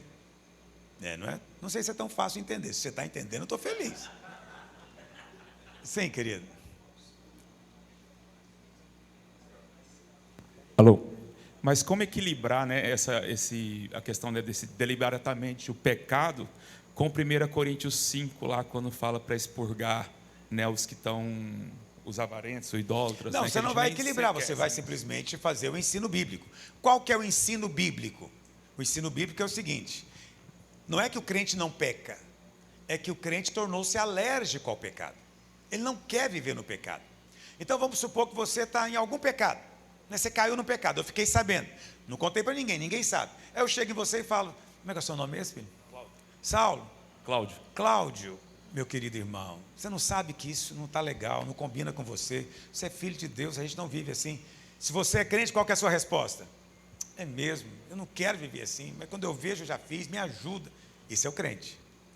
Entendeu? Quem que não é crente? Ele fala o quê? Isso aconteceu comigo. Tinha um dia, uma mulher, uma irmã, na verdade, ela era divorciada, ela veio para a igreja. E aí, ela arrumou um namorado. Não falei nada sobre isso. Aí eu fiquei sabendo que ela ia para o motel com o namorado. Eu a chamei. Falei, olha, irmã, estão dizendo e tal, que você está indo para um motel com seu namorado, a igreja é uma igreja pequena, não é legal, a gente não faz isso. Ela falou, como assim? Qual que é o problema? Quando alguém me pergunta qual é o problema, eu já fico preocupado. Eu falei, qual o problema? Porque é pecado, você não pode ter uma vida sexual sem estar casado. Ela falou, não vejo assim. Eu gosto dele, ele gosta de mim, consensual, a gente vai domingo à tarde para relaxar um pouco, tarará, tererê. E eu fiquei até com inveja, eu falei, nossa, ela consegue relaxar? Não, alguém que consegue relaxar, se eu caísse num pecado, se Deus me guarde disso acontecer, eu acho que eu ficaria muito ruim. Concorda comigo, Cláudio? Você também. A gente ficaria mal demais. O que eu fui fazer? Meu Deus do céu, que coisa horrível. É isso que eu sentiria. Mas ela não, ela disse que estava relaxando. Aí eu falou, filho, eu acho que você ainda não é daqui. Ela mesmo falou, não, se for com esses valores antigos, eu não sou mesmo. Eu falei, não é antigo, é a Bíblia. A Bíblia tem mais de 3.000 anos. Né? Está por aí em torno de 3.500 anos, começando com Moisés. Então, é antigo realmente. Você entendeu a diferença? Quem é crente, aceita a exortação. Quem é crente, ele cai em si. Quem não é crente, não sente mal. Ele está bem. Ele está no pecado e está bem. É porque não nasceu de novo ainda. Não significa, presta atenção, não é porque alguém frequenta culto que ele nasceu de novo. Nem é porque ele batizou que ele nasceu de novo. Está me ouvindo? Essas coisas são exteriores. Mas tem gente que nasce de novo. Quem nasce de novo tem essa característica, ele quer agradar a Deus. Não é porque o pastor mandou, não, é o que ele quer, é dentro dele, é assim que ele quer viver. Entenderam o que eu estou dizendo? Mas ele pode cair em pecado, sim ou não? Pode, que eu falo assim, é possível? Sim. Mas ele não quer viver, ele não quer continuar. Então eu já vi isso acontecer incontáveis vezes. Então não é questão de equilíbrio, é questão apenas de ensinar a verdade. Quem nasceu de novo tornou-se alérgico. Ele até pode comer aquela comida, mas ele passa mal toda vez. Porque ele é alérgico. Nasceu de novo. Tem outra natureza. Essa é a ilustração que eu gosto de dar. Ok? Alguém ergueu a mão aqui? Sim, querido. Pastor, com base em tudo que o senhor falou, uma pessoa, a gente poderia afirmar hoje, se uma pessoa se converte, vamos dizer que ela venha do catolicismo, ou do espiritismo, ou do umbandismo, qualquer religião de matriz africana, né? E que ela se converte e a gente vê o fruto do novo nascimento na vida dela. A gente poderia afirmar, se ela voltasse para as velhas práticas, que ela perderia a salvação? Não, como é que você sabe que ela é salva? Não, se ela porque eu vi os frutos. Tem Sim. ímpio que é muito melhor do que você. Tem ímpio que comporta melhor do que os irmãos aqui. Mas não é salvo. Então, com Então, base em tudo isso, você só sabe. os judeus teriam a possibilidade de apostatar da fé, no caso. Então, é porque você acha que esse texto da apostasia é para crente, né? Já é outra questão. Não vai dar tempo de eu entrar com você hoje. Mas a apostasia é você negar o próprio conceito de Deus. Quem vai apostatar é a sociedade. Já vivemos um tempo de apostasia, em que a própria ideia de um Deus já foi abolida. Está sendo cada vez mais. Não há um criador, né? Não há um sustentador e não há ninguém para prestar conta, porque nem há pecado mais. Isso é apostasia. O crente não. O que Apocalipse fala? Continua o ímpio a cometer impiedade e o justo a cada vez se santificar mais. Não é o contrário. Mas hoje em dia os crentes estão esperando a igreja apostatar. Quer dizer, quem vai ser arrebatado então? Entende? Não, o ímpio vai ficar cada vez pior. É isso que alguns crentes ficam chocados, mas é a verdade, é o que está escrito. O mundo vai ficar melhor, talvez, em tecnologia, conforto físico, mas espiritualmente, moralmente, é cada vez pior. Cada vez pior. Guarde isso no seu coração, ok? Então, não há perda de salvação. Não tenho tempo de entrar nesse mérito com você. Se você ainda não tem esse entendimento, eu posso te mandar um livreto meu depois. Você me manda uma mensagem no WhatsApp que eu mando para você ler. Vai ser mais fácil assim para você ter clareza. Amém? Sim, querido. Duas coisas. Uma é que essa questão da graça, né, da percepção da graça. Tinha um rapaz que ele era matador. E ele passou... os últimos 3 pessoas que ele matou, ele matava, depois ia lá para mim orar por ele, pedia para mim orar por ele. Os últimos 3 eu olhava, meu Deus do céu. Eu dizia, rapaz... Ficou pensando, será que eu sou o quarto? Eu dizia... você orar para Deus te livrar. Entendi. Se eu fosse Deus, eu acho que eu ia botar esse carro no inferno direto. Mas eu não. Quem é Deus, não sou. Aí eu orava por ele. As últimas 3 pessoas, depois ele se tornou um crente. Não é? Então, aí isso faz a gente perceber a dimensão da graça. A segunda coisa é que o Senhor é uma graça. Obrigado, querido. Obrigado. Alguém mais quer perguntar? Ali, o irmão ergueu a mão ali atrás. Pastor, voltando só um pouquinho no que o irmão falou ali a respeito do reino, e aquele versículo que fala que o reino é tomado por esforço, como é que conselha a graça com essa questão do... Ok. O que diz o texto antes? É que você pegou só uma frase. Você não pode ler a Bíblia assim. Não é assim que se lê a Bíblia. O reino é tomado por esforço. Vira até slogan de coach. Entendeu? Vai cuidar da sua vida. Não, lê o que o texto fala. Desde os dias de João Batista até agora, estou te contando o texto. Não deveria, mas estou te contando. O reino é tomado por esforço e aqueles que se esforçam se apoderam dele. Então, desde o dia de João Batista até agora. Esse agora é quando? É nos dias de Jesus.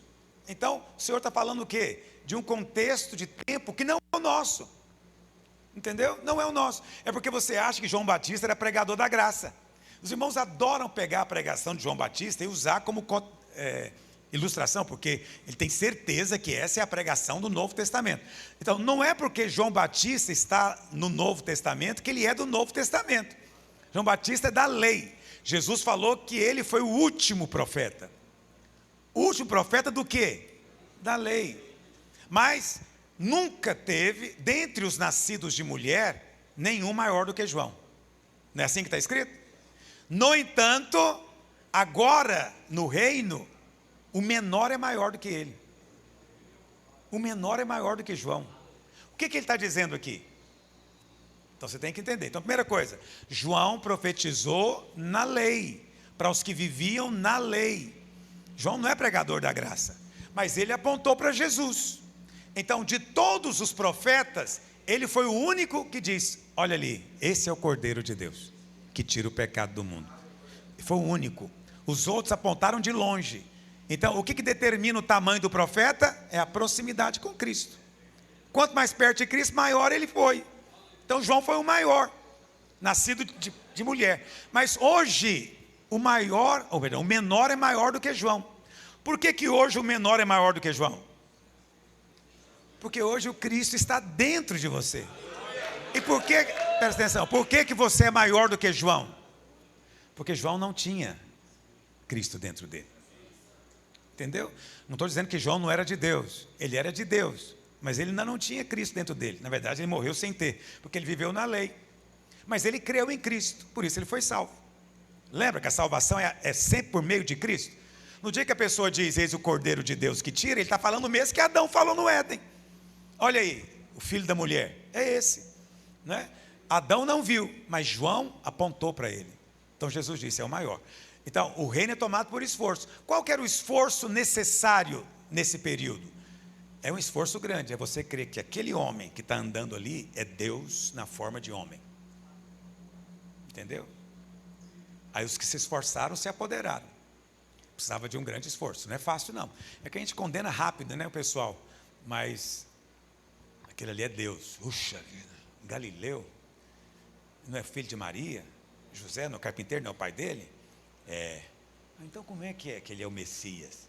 Você vê, não é fácil, né? Vou pregar sobre isso domingo, não perca. Vai ser muito bom domingo. Vou falar sobre Jesus. Não vai ser maravilhoso? Ajudei alguma coisa? Ok. O principal que você tem que entender é isso. Não pegue uma frase sozinha. Leia no contexto. Tá bom? Sim, querido. Oi, pastor. O último jejum que nós fizemos, né? Acompanhamos o senhor lá em Goiânia, perdão total. Ao término desse jejum, nós perdemos uma família lá. Travou, eu entendo. E o texto que ele usou para mim, né? A última conversa que eu tive aconselhando ele, foi lá em Mateus 7, 22, 23, né? E o senhor poderia me explicar em relação a que fala o seguinte, 23. Então lhes direi explicitamente, nunca vos conheci, apartai-vos de mim, os que praticais a iniquidade. Esse foi o versículo que ele usou como argumento para não crer em salvo uma vez, salvo para sempre. Ok, o direito dele. Essa é uma possibilidade. É dizer que esse pessoal aí era crente e perdeu a salvação, né? Mas não sei se isso realmente se aplica. Parece que o mais provável é que não sejam crentes, né? Mas tem também a possibilidade, que eu acho viável, o Otmani ensina, que é crente, mas que vai perder a recompensa do reino. Por quê? Você não é salvo por Jesus te conhecer, mas você é recompensado por ele te conhecer. Você é salvo por conhecer a Cristo. Entendeu? Você conhece a Cristo, você é salvo. Quando Cristo te reconhece, você é recompensado. Você é salvo por fé, recompensado quando você ama. E o que esses caras estavam fazendo? Eles disseram o que para Jesus? Mestre, ou Senhor, desculpa, em teu nome não profetizamos, em teu nome não expulsamos demônios, em teu nome não curamos enfermos. Vamos ser francos, são as 3 coisas que crente mais gosta. Eu, inclusive, estou incluído aqui. O que eu mais gosto é isso: profecia, libertação e cura. Quando tem essas coisas, é um avivamento. Esses caras faziam isso no nome de Jesus, entendeu? E no final o Senhor disse que eles praticavam iniquidade. Que coisa, né? Então, o que é iniquidade? Essa que é a grande questão nesse caso. Tem 3 palavras que definem pecado, que definem o que nós chamamos de pecado, né? Tem o pecado, propriamente dito, tem transgressão e iniquidade. Essas 3 palavras são usadas, mas elas têm sentidos ligeiramente diferentes, distintos. Então, o que é o pecado? O pecado, qualquer coisa que está fora do alvo, né? Pecar é errar o alvo, está fora do que Deus estabeleceu, ok? Então, eu vou te explicar, dar uma ilustração. Vamos supor que Deus disse para mim: não passa daqui para lá. Não passa daqui para lá. Se eu fico vontade de ir, desejoso de ir, querendo ir, isso é o quê? Pecado. Mesmo que eu nem fui, mas já é pecado. Quantos concordam comigo? Se eu sair daqui e for para lá, qual que é o nome disso?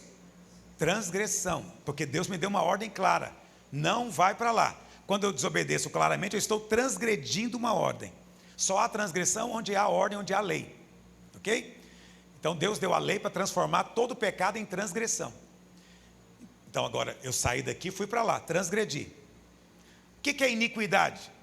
Deus falou que eu não posso ir para lá. Vou fazer o seguinte: vou pegar lá e trazer para cá. Quando eu pego o que está lá e trago para cá, eu realmente não transgredi. Mas para Deus isso é o quê? Iniquidade. Então o que esses caras faziam que era iníquo? Eles faziam tudo isso por dinheiro. Eles profetizavam por dinheiro, curavam por dinheiro, expulsavam demônio por dinheiro. Naquele dia vão ouvir o Senhor dizendo o quê? Vocês praticam iniquidade. Nunca fizeram por causa de mim. Vocês trouxeram o que está lá para cá. O que está lá tinha que ficar lá. Não traz o mundo para cá. Deixa o mundo lá. Quantos estão entendendo o que eu estou dizendo? Bom, todo mundo está dizendo amém, eu estou acreditando em você. Mas na próxima capacitação, você falou na última capacitação. Então fala agora, que aí a gente tenta resolver. Ótimo, os irmãos estão cansados? Pois é, porque o Jean me atrapalhou. Atrapalhou? Aí fez uma pergunta, ficou me atiçando, aí eu fugi do assunto. Eu preciso agora concluir meu assunto. Quantos me dão mais 5 minutos para eu concluir o assunto? O amém não foi o que eu esperava exatamente de motivador. Mas tá bom, olha para cá. Eu falei para você que é muito importante você ter essa visão panorâmica, para você cortar bem a palavra. Sabe uma outra... Bom, a maneira como eu quero te falar aqui são as 7 dispensações. Ok? Então, cada dispensação, são 7 dispensações.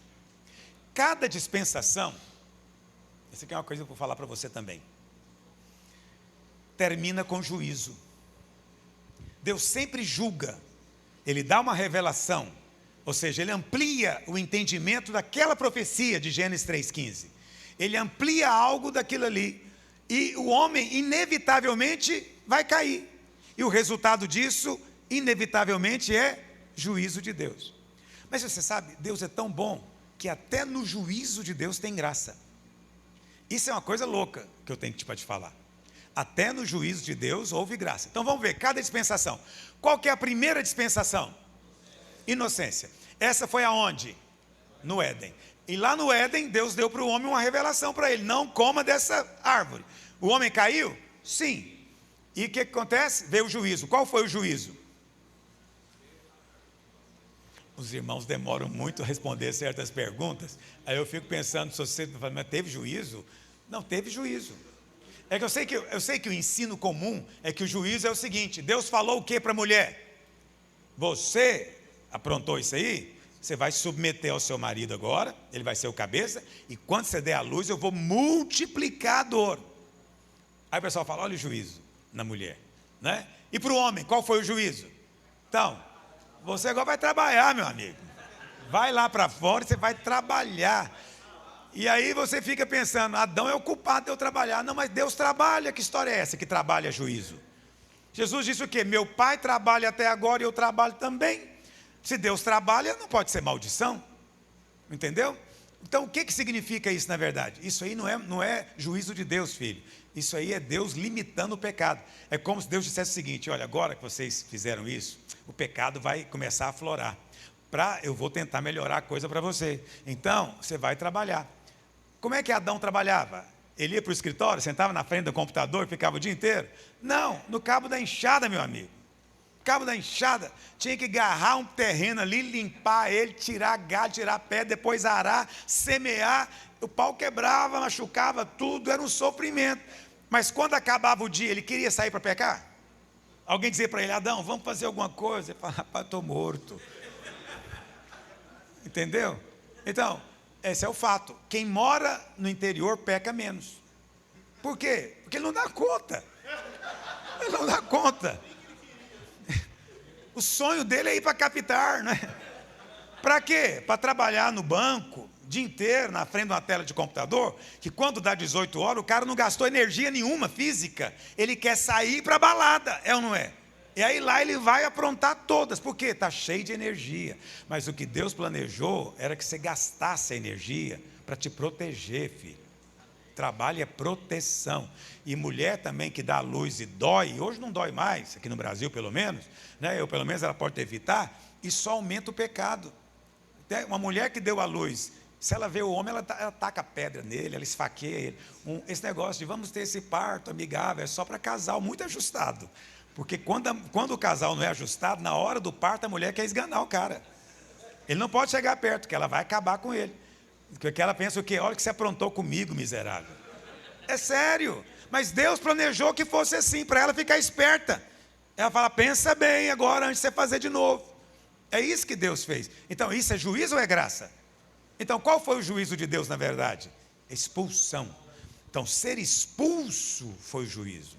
Porque o Éden é lugar de riqueza. No Éden tinha rio da vida, tinha ouro, tinha diamante, tinha bidélio, né? Podia comer do que você quisesse, estava tudo pronto, Deus que plantou. Veja, o cara tinha uma vida maravilhosa. Agora, expulso de lá, vai ter erva daninha, espinheiro, cardos, abrolhos, todo tipo de problema. Ele vai ter, a vida ficou horrorosa. Então, esse foi o problema, a expulsão. Eu te pergunto, tem graça na expulsão, sim ou não? Tem. O que Deus falou? Eis que o homem tornou-se como um de nós. Então, para que ele não lance mão e coma da árvore da vida e viva assim, nessa condição eternamente, vamos colocar 2 querubins lá, que são os anjos mais poderosos do céu, para o homem nem chegar perto, e vamos expulsar ele daqui. Então, essa expulsão foi juízo ou foi graça? Deixa para você pensar. É juízo, mas ao mesmo tempo tem muita graça de Deus envolvida. Porque se o homem tivesse comido da árvore da vida em pecado, como é que ele seria salvo? Ele não morria mais. A morte foi um limite que Deus colocou, uma restrição divina, uma maneira de ter um novo começo. Então foi graça. Aí começa a segunda dispensação. Qual que é a segunda dispensação? Consciência. Então é como se Deus dissesse assim para o homem: olha, agora que você sabe o que é certo e o que é errado, viva com esse conhecimento. Faça o que é certo, rejeita o que é errado.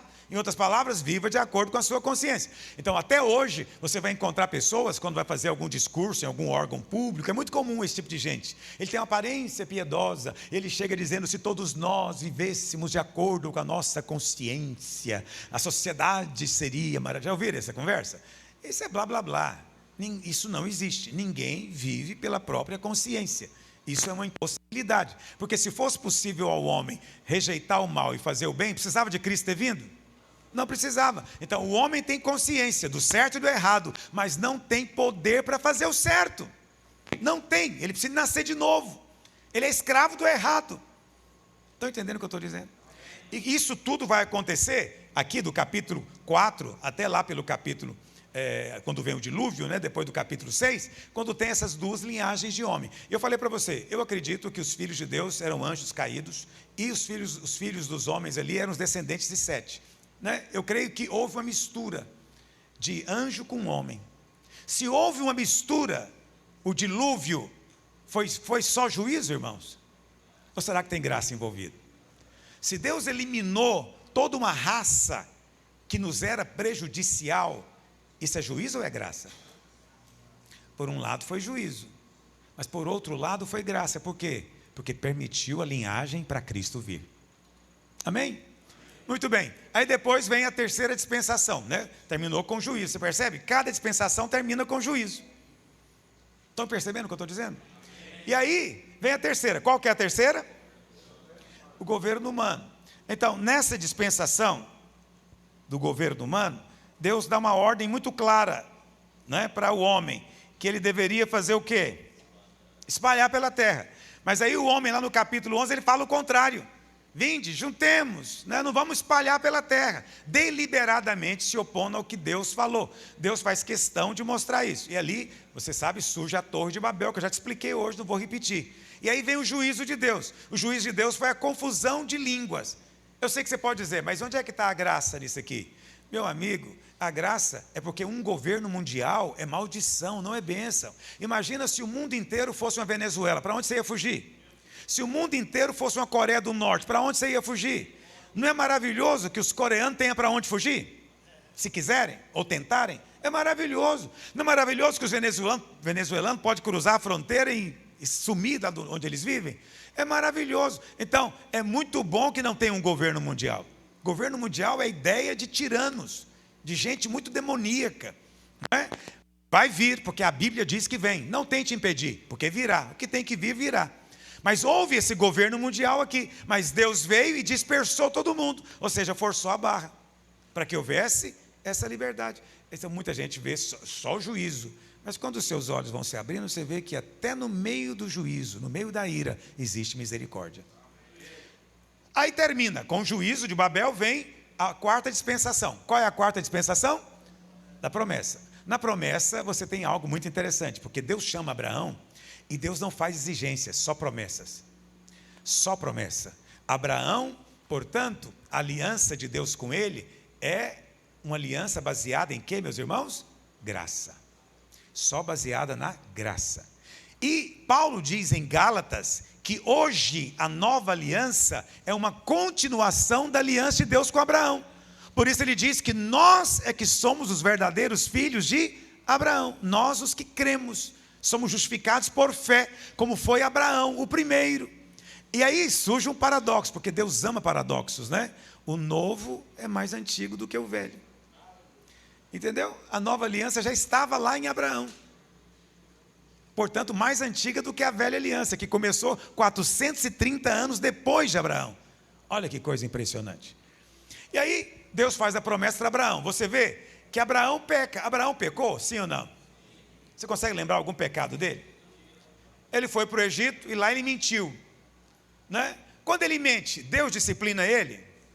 Tem menção de disciplina? Mas Deus disciplina Faraó? Faraó apanha, Abraão não. Não é verdade? Depois você vai ver lá com Abimeleque, a mesma coisa. Abraão errou com Abimeleque? Sim, Abraão errou sempre ali. Mas Abimeleque é o que sofre e não Abraão. Deus vem e trata com Abimeleque. Por que disso? Porque é assim com você hoje, você é filho, querido. Mesmo quando você erra, ai de quem encosta em você. Se você soubesse o tanto que você é amado e o tanto que Deus vê você com outros olhos, as pessoas teriam medo de encostar em você. Medo de encostar em você. Eu falo isso constantemente para minha esposa. Outro dia, ela estava me contando de alguém que aprontou um negócio, né, me defraudando. Eu nem sabia. Eu falei para ela, então você fica prestando atenção. Eu não vou cobrar, eu vou perdoar. Até oro para Deus ter misericórdia dele, mas você fica olhando. Ele vai pagar o que ele fez comigo muito mais caro. Por quê? Porque não sou eu o problema. O problema dele agora é com Deus. Ele resolveu tocar onde não devia. Ah, você é pretensioso. Se você acha que é pretensão, Paulo diz que isso é se gloriar em Cristo. Gloriar-se em Cristo. O que é gloriar-se? Gloriar-se é você se gabar de Cristo. Eu sou filho, sou amado, sou salvo, sou eleito. Ele me escolheu. Por causa de mim? Não, nem sei por que ele me escolheu, mas ele me ama perdidamente ao ponto de me dar o próprio filho. Isso é gabar-se em Cristo. O crente verdadeiro, ele vive se gabando dessas coisas diante da morte e diante do diabo. Amém, querido?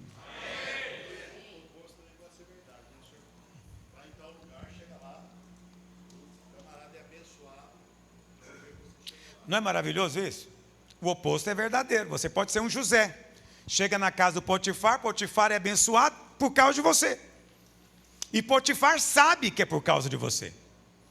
Labão sabe que é por causa de Jacó que ele prosperou. Entendeu? Deus faz questão de mostrar. Então seja um José e tenha muito cuidado na vida de quem você toca. Você percebeu que é um filho de Deus? Cuidado. É porque os irmãos gostam de falar muito do ungido, né? Ungido. Ah, não toque no ungido. Mas olha, sendo bíblico, não é só o pastor que é ungido, tá bom? Todo filho é ungido. Todo filho é ungido porque nós somos pequenos cristos. E a palavra Cristo também significa ungido. Todo filho de Deus é ungido. Não toque no ungido do Senhor. Não toque. Está me ouvindo? Isso vale para você e vale para a sua ovelha. Ambos são ungidos. Vocês estão entendendo o que eu estou dizendo? Muito bem. Essa dispensação acabou em juízo? Sim ou não? Qual foi o juízo? Hã? Exatamente. O que aconteceu? O que Deus falou para... Bom, Abraão desceu para o Egito. Deus mandou ele voltar. Depois, quando Isaac chega lá em Gênesis 26, o que Deus fala para Isaac? Permanece na terra. Fica na terra. Mas ele foi mais explícito ainda, ele disse, não desce para o Egito. O que Jacó fez? Foi para o Egito. 70 almas, diz a Bíblia, desceram para o Egito. Ou seja, eles desobedeceram. Lá no Egito aconteceu o quê? A escravidão. A escravidão veio. Mas aí Deus vem e executa juízo. Mas o juízo foi sobre os 70 que foram para lá? Sim ou não? Não foi. Isso é que é chocante. Mas não era eles que tinham desobedecido? Sim, mas eles estavam debaixo de qual aliança? Aliança de Deus com quem? Com Abraão. Moisés ainda não. Entendeu? Estava na aliança com Abraão. Abraão errava, quem apanhava é Faraó. Agora o Jacó e o seu povo errou, quem vai apanhar? Faraó de novo. Entendeu? Faraó de novo. Por quê? Porque tocaram em quem não devia. Tocaram no povo de Israel. Entendeu? Aí Deus vem para trazer juízo. Mas se você for ler a Bíblia, isso é muito interessante, eu não sei o versículo de cor, mas eu vou ter que procurar para vocês isso aqui, porque é realmente importante. Sobre quem realmente foi o juízo de Deus no Egito. Vamos ler lá em Êxodo, deixa eu ver se eu localizo aqui o versículo rapidamente para você. Aleluia.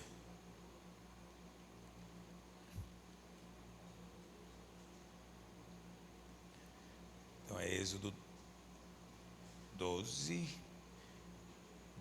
verso 12. Olha aí, fácil de guardar, nunca mais esqueço.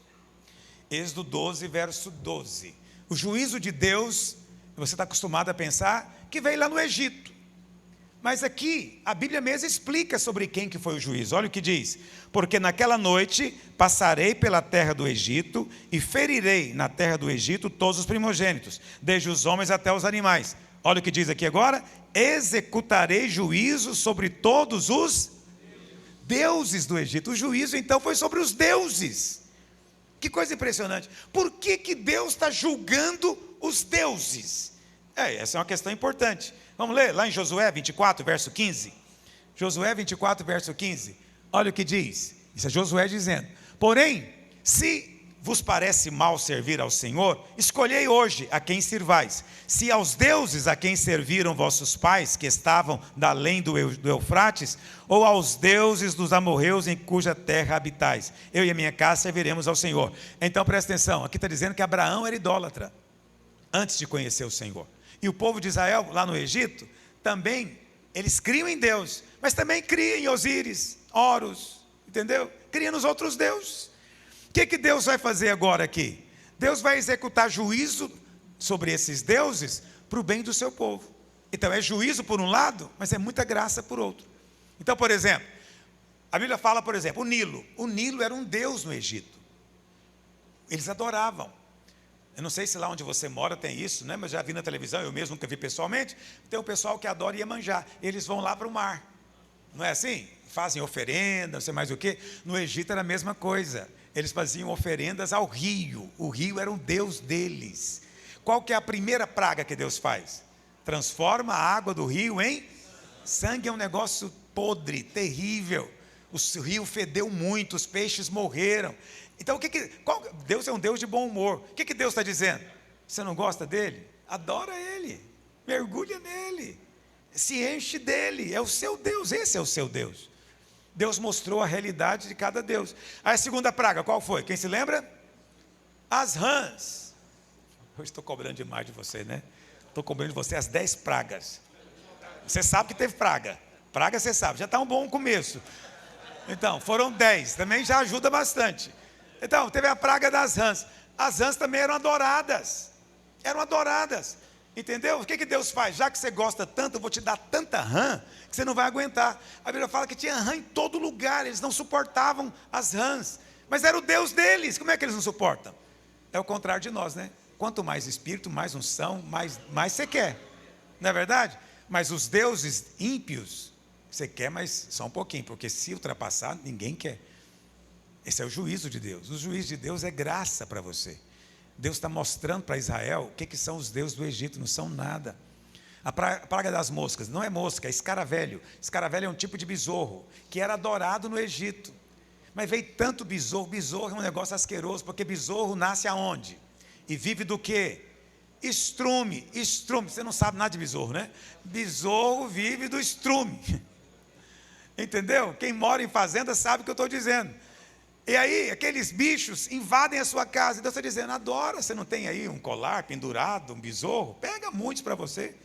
É isso que está dizendo. Eles adoravam Ra, o Deus Sol. Fala, nona praga. Deus Sol. O que Deus faz com o Deus Sol? Deus traz trevas. Deus fala: ora para ele te iluminar. Ora. Tenta acender uma lâmpada. Eles ficaram 3 dias sem levantar do lugar, porque as trevas eram tão grandes que nem o fogo trazia luz. Você consegue imaginar uma treva dessa? Então, a última praga, a morte dos primogênitos, porque Faraó também era Deus. Faraó era Deus. Toda a impotência é exposta. Então você vê, tem juízo, mas é muita graça. Aí o povo sai de lá. Eles então vão caminhar ali do Egito até o Monte Sinai. Entendeu? Você lembra disso? São 7 famosas paradas. Primeiro, eles tiveram o sangue do cordeiro na porta. Foram salvos. No dia seguinte, eles saíram e tinha uma nuvem sobre eles e eles atravessaram o mar. Paulo diz que isso é o batismo na nuvem e o batismo nas águas. Depois de passar pelo mar, Faraó morre, foram libertos do domínio de Faraó. O primeiro lugar que eles chegam é um lugar chamado Mara.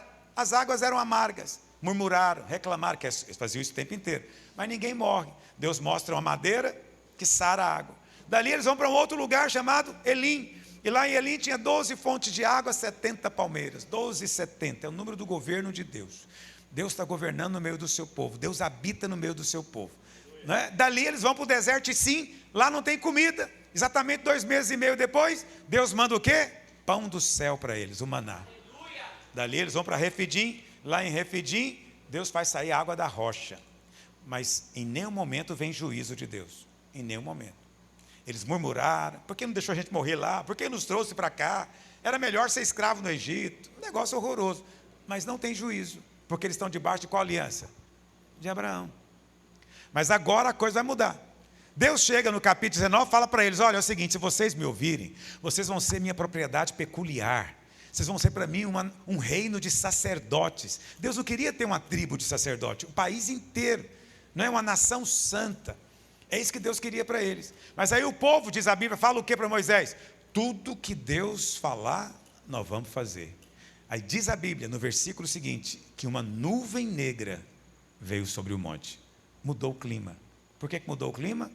Deus percebeu que precisava de quebrar o orgulho do povo. O povo achava que podia chegar ao céu. E aí Deus então vai dar a lei para eles. Capítulo 20, Deus dá a lei. Então, quando é que começa realmente o Velho Testamento, irmãos? 20 de Êxodo. Capítulo 20 de Êxodo. Antes disso aí, é Velho Testamento? Sim, no sentido que está escrito nessa parte da Bíblia. Mas não é lei ainda. A lei começa no capítulo 20 de Êxodo. E aí então, você vai ter a lei a partir daí até Cristo. Cristo é o fim da lei. Romanos 10, porque o fim da lei é Cristo. Cristo é o fim da lei, é o cumprimento, é o encerramento. A lei foi dada para levar o homem para Cristo. Uma vez que Cristo veio, a lei tornou-se desnecessária. Amanhã eu vou entrar em mais detalhes sobre isso. Meu tempo já acabou hoje, estou falando muito tempo, você já está ficando cansado, né? 2 horas. Mas preste atenção. E aí você tem, nesse período, uma coisa que você tem que entender. Qual que é o pecado que mais caracterizou a nação de Israel? Apesar que não foi a causa do exílio, mas a Bíblia fala que a causa foi porque eles não deram descanso para a terra, não guardaram o sábado. Mas qual o pecado que você vê mais acontecendo no Velho Testamento? Idolatria. Idolatria. Por que a idolatria era tratada com tanta firmeza por Deus? Não tinha outros pecados? E tem outros pecados que são até mais graves do ponto de vista moral do que adorar Baal, Astarote ou um deus desses, não é verdade? Mas Deus tratava esse com muito mais severidade. Por que Deus fazia isso? Porque quando eles caíam na idolatria, eles passavam a seguir o ensinamento de outro pastor, de outro sacerdote, que tinha uma pregação. Você entende? Existiam sacerdotes de Baal. Esses caras tinham uma pregação. Entendeu? O que Deus faz então? Deus tem que zelar, porque Romanos 3, verso 1, depois você confirma, diz que Deus deu os oráculos aos judeus.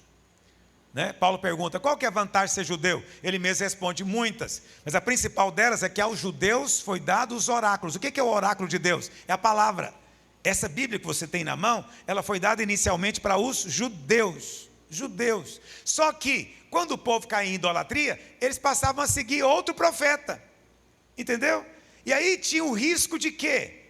De acrescentar no livro sagrado cantares de Astarote, pensamentos de Baal. Entendeu? Imagina se a Bíblia tivesse um negócio desse. Tinha acabado com tudo. Não tinha mais palavra de Deus. Mas Deus te amou tanto que Ele punia Israel severamente. Sabe para quê? Para guardar a Bíblia para você. Porque Paulo diz que tudo o que está escrito foi escrito para nós hoje, para você hoje. Isso era zelo de Deus pelos oráculos. Quantos estão acompanhando o que eu estou dizendo? E aí, você vai ver depois que Deus vai então levá-los para o exílio. O exílio vai ser o juízo sobre eles inicialmente. Não é o último juízo, o juízo sobre eles é outro, né? No ano 70. Mas inicialmente você tem um juízo que foi o exílio. Por que o exílio veio? Durante 70 anos Israel ficou sem nenhum habitante. A terra ficou deserta, não tinha judeu em Israel. Tem algo pior do que isso? Né? Os babilônios levaram todo mundo. E aí você fala, isso é horrível. Onde é que tem graça nisso? Tem graça porque Deus queria, através da descendência de Abraão, abençoar o quê? Quem se lembra? Todas as famílias da terra. Não era isso? Mas os judeus fizeram isso? Não, com Jonas você vê isso. Eles queriam só para eles. Eu quero mais que Nínive seja destruída. Eu quero que Nínive, Alexandre de Moraes e Lula seja queimado. Esse é Jonas. É o pensamento do legalista. Entendeu? Deus é para mim. Para eles é juízo. Para mim é graça. Para eles é condenação. Esses eram os judeus. E aí Deus faz o quê? Deus manda todo mundo para o cativeiro. O que aconteceu, meus irmãos? Eles espalharam pelo mundo. Nessa época surgiram as sinagogas. Esdras criou. As sinagogas eram uma congregação, como essa aqui, de judeu. E aí tinha judeu no mundo inteiro. O que esses judeus faziam? Prosélitos. Eles pregavam. Isso foi juízo ou foi graça de Deus? Foi graça. O que Daniel estava fazendo lá na corte de Nabucodonosor? Testemunhando Deus verdadeiro. Nabucodonosor converteu? Sim ou não? Converteu. Leia Daniel. Converteu. A Bíblia fala que ele foi um cara que teve revelações impressionantes. O sonho dele da estátua é o resumo da profecia de todos os tempos. Deus revelou para o ímpio, através de Daniel. Mas não só isso, depois ele viu Jesus. Onde é que ele viu Jesus? Na fornalha. Ele viu Jesus na fornalha.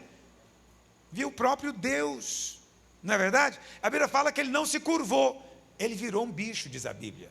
Ele se curvou, passou a andar de quatro, nasceu pelo no corpo dele, porque tudo é imitação da Bíblia. Isso é lobisomem. Ele virou um lobisomem. Virou mesmo, virou um bicho.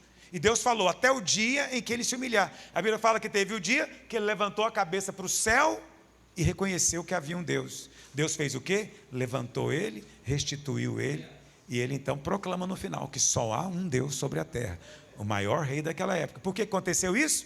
Porque tinha um judeu lá em Babilônia. Como é que esse judeu foi parar lá?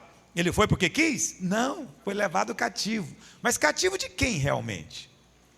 Cativo de Deus, irmãos. Deus é que queria manifestar para o mundo o conhecimento dele. Não é graça? Tanto é assim que nos dias de Jesus tinha judeu no mundo inteiro. No dia de Pentecoste tinha judeu em Jerusalém do mundo inteiro, diz a Bíblia.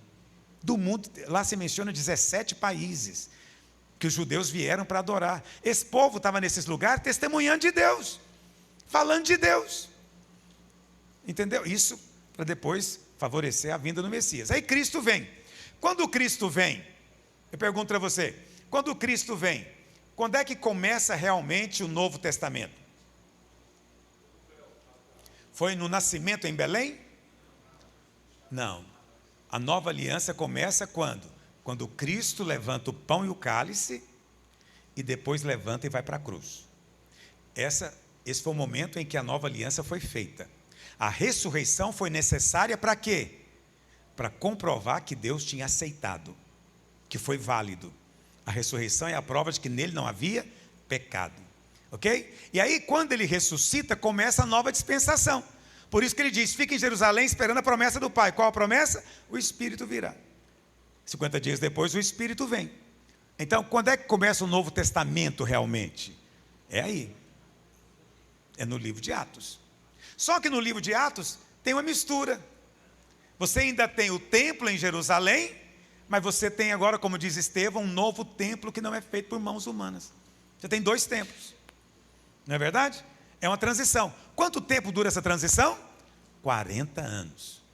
Jesus morreu no ano 30, tá bom? Tem um erro no calendário que foi corrigido, por isso que Jesus morreu no ano 30, nasceu no ano 4, antes de Cristo. Uma coisa meio doida, mas fiquem em paz sobre isso. Então, o ano 30 é que é a chave, foi o ano do Pentecoste, por isso 2030 é que deveria ser o nosso foco. Eu vou pregar semana que vem ou na outra, na conferência dos jovens, sobre a geração no 3º dia. Já preguei essa pregação, vou pregar de novo, mas com um novo entendimento que Deus tem me dado. Não conte a partir de Belém, conte a partir do Pentecoste. Portanto, a data realmente que vai começar o terceiro dia é 2030. Por isso que 2030 é a data que se fala em tudo quanto é lugar, na ONU, todo lugar, pode pesquisar. É uma data que hoje em dia virou referência para tudo. Mas o que eles não sabem é que 2030 vai inteirar de fato 2000 anos do Pentecoste. E 2000 anos do Calvário. Porque a diferença dos dois é 50 dias. Ok? Então o terceiro dia vai começar, na verdade, 2030. Mas isso fica para outro dia. Entendeu? Por que 40 anos? Foi de 2030 até o ano... Perdão, 2030. Foi do ano 30 até o ano 70. 40 anos. É o quarto dia da parábola da figueira no meio da vinha. Lembra disso? O Senhor falou o quê? Eu venho procurar fruto nessa árvore há 3 anos e não acho. O que o agricultor falou? Me dá mais um ano. Foi a tolerância. Deus deu mais 40 anos para os judeus se converterem. Mas ainda assim eles rejeitaram. Por isso veio o juízo sobre a sua casa. No ano 70 foi destruída a cidade e o templo. Ok? Aí você fala, mas esse juízo, não tem graça nesse juízo. Tem graça para você, filho. Se o templo tivesse lá até hoje, se hoje os crentes são legalistas, imagina se tivesse um templo. Sem templo, eles já querem virar judeu? Imagina com o templo. Entendeu? Então, isso é graça de Deus o que aconteceu. E aí você tem 2000 anos agora da sexta dispensação. Essa dispensação vai acabar quando? Vai acabar quando Cristo voltar e estabelecer o seu reino.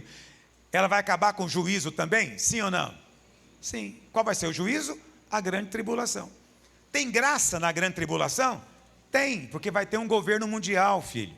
Medita sobre isso. Um governo mundial baseado em inteligência artificial. Vai ser uma ditadura baseada no controle completo da sua vida. Vão saber tudo a seu respeito o tempo inteiro online. Entendeu? Se tiver punição, vai ser instantânea. Se tiver restrição, vai ser instantânea. Vão saber o que você fala, vão saber sua opinião, vão saber tudo a seu respeito. Porque vai ser tudo monitorado. Já é assim na China, mas vai piorar muito com a inteligência artificial. Por falar em inteligência artificial, você tem ouvido falar muito nisso agora. Você acha que foi inventado agora? Tem alguns meses? Não, irmãos. Isso é algo que já está numa agenda aí há muitos anos. Eles estão trabalhando nisso há muitos tempos. Agora a coisa veio à tona. Quantas coisas você acha que vão vir à tona nos próximos anos? Você não tem ideia. Você não tem ideia. Entendeu? Vai ser tudo assim, repentino. Repentino. Repentino. Esses dias eu estava meditando, né? Porque lá em Apocalipse 13, João disse que a estátua vai falar. Eu fiquei pensando, João teve uma visão, ele viu algo. Mas veja, ele vivia 2000 anos atrás. O que ele viu, ele sabia que não era gente. Mas qual que era a coisa mais próxima que ele conseguia falar? É uma estátua. Mas será que vai ser uma estátua mesmo? Ou será que vai ser um ser artificial? Parecido com gente, mas todo mundo vai saber que não é gente. E a Bíblia fala que quem não adorar, vai o quê? Morrer. Como é que ela vai saber que não está adorando? Vai saber. Isso é uma coisa muito séria. Mas nós não estaremos aqui para ver isso. Porque o arrebatamento vai ser antes disso. Vai ser antes disso. Mas a tecnologia está pronta. Não estou marcando data, não. Estou apenas dizendo, presta atenção nos sinais. Quando está preparando para chover, você tem que saber. Eu não sei que hora vai chover, mas eu estou percebendo, vai chover. Quantos estão acompanhando o que eu estou dizendo? E aí, então, vai terminar. E por que o juízo vai ter graça? Porque Jesus vem... Por que ele vem montado no cavalo branco? Porque ele vem como libertador. Ele vem para libertar. Libertar a humanidade da ditadura mais cruel que jamais existiu. A ditadura do anticristo. Que não vai ter escape. Não vai ter para onde ir. Aí ele vem e vai estabelecer o seu reino. Então vai ser uma libertação. Mas nós só vemos o lado do juízo. Aí começa o milênio. O milênio é a 7ª dispensação, também chamada de reino. Nós cremos que é literal. Muitos crentes não creem, respeito isso, acho que tem alguma base para eles dizerem isso, mas eu creio que é literal, creio que ele vai reinar por 1000 anos, porque é o último teste da humanidade. O último teste da humanidade. Então vai ser um reino onde a humanidade vai ver tudo que Cristo pode fazer por ela. De absoluta paz, prosperidade, saúde e tudo que o homem precisa, sem pobreza, sem nada. No milênio. Mas no final do milênio, Satanás vai ser solto. Para quê? Para o homem poder escolher. Eu creio, irmãos, que tudo está sendo gravado hoje. Tudo. Está tudo gravado. tudo que acontece em Instagram, Facebook, YouTube e companhia, está tudo gravado em servidores monstruosos. Está tudo gravado porque Deus quer que seja assim. Por quê? Vai ter um dia que a humanidade vai olhar para tudo isso e vai dizer, bom era naquela época. E vão rejeitar o próprio Cristo. Isso vai acontecer, está escrito. E vão cercar a cidade santa. E então haverá novos céus e nova terra. Aí qual que é o último julgamento? O último juízo é o juízo final do trono branco. Tem graça nele? Não sei. Se você consegue enxergar, me fala, mas é o último juízo. Em algum momento Deus tem que executar o juízo, senão o universo perde o sentido, não é? Porque o Filho de Deus vai ser rejeitado no final. Então você vê que é uma repetição do Éden.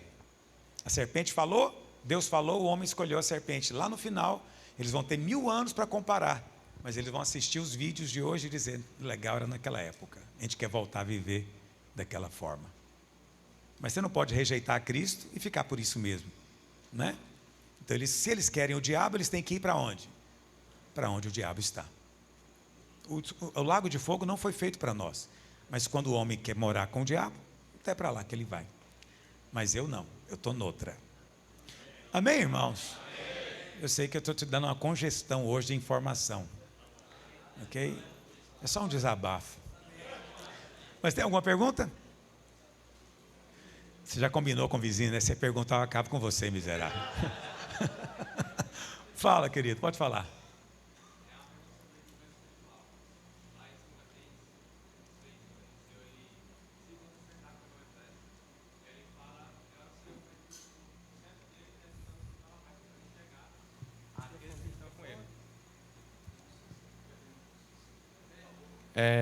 Lá em 2 Reis, capítulo 6, tem um momento onde Eliseu ele fica cercado pelo exército.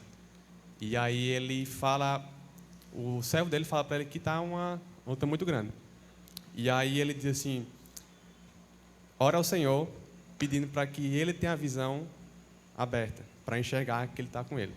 Certo. E a minha pergunta é o seguinte, é bom que nós tenhamos também essa visão ou não? Olha,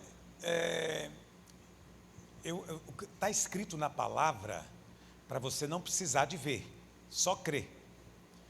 Então, se você crê, não precisa de ver. Concorda comigo? Eu creio na palavra.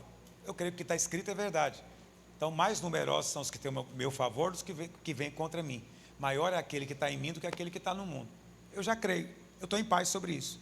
Eu não vejo, mas eu creio. Por isso eu sou bem-aventurado, porque não vejo, mas creio. Mas você pedir a Deus para ver alguma coisa, não é errado, é direito seu de pedir, ok? Mas é mais bem-aventurado quem não viu e creu. Mais alguma questão? Muito bem, irmãos, eu queria fazer algo com você agora. Eu tinha planejado de ter um momento de testemunho, mas eu vou deixar isso para outra capacitação. É o seguinte, eu tenho falado muito a importância de você ruminar. Então, o que é ruminar? É você voltar à palavra e comê-la de novo. E mastigá-la de novo. Entendeu? Então, você recebeu um bloquinho aí. Você anotou alguma coisa no seu bloquinho? Então, o que você vai fazer agora? Nós vamos dividir em grupos aí de 5 pessoas.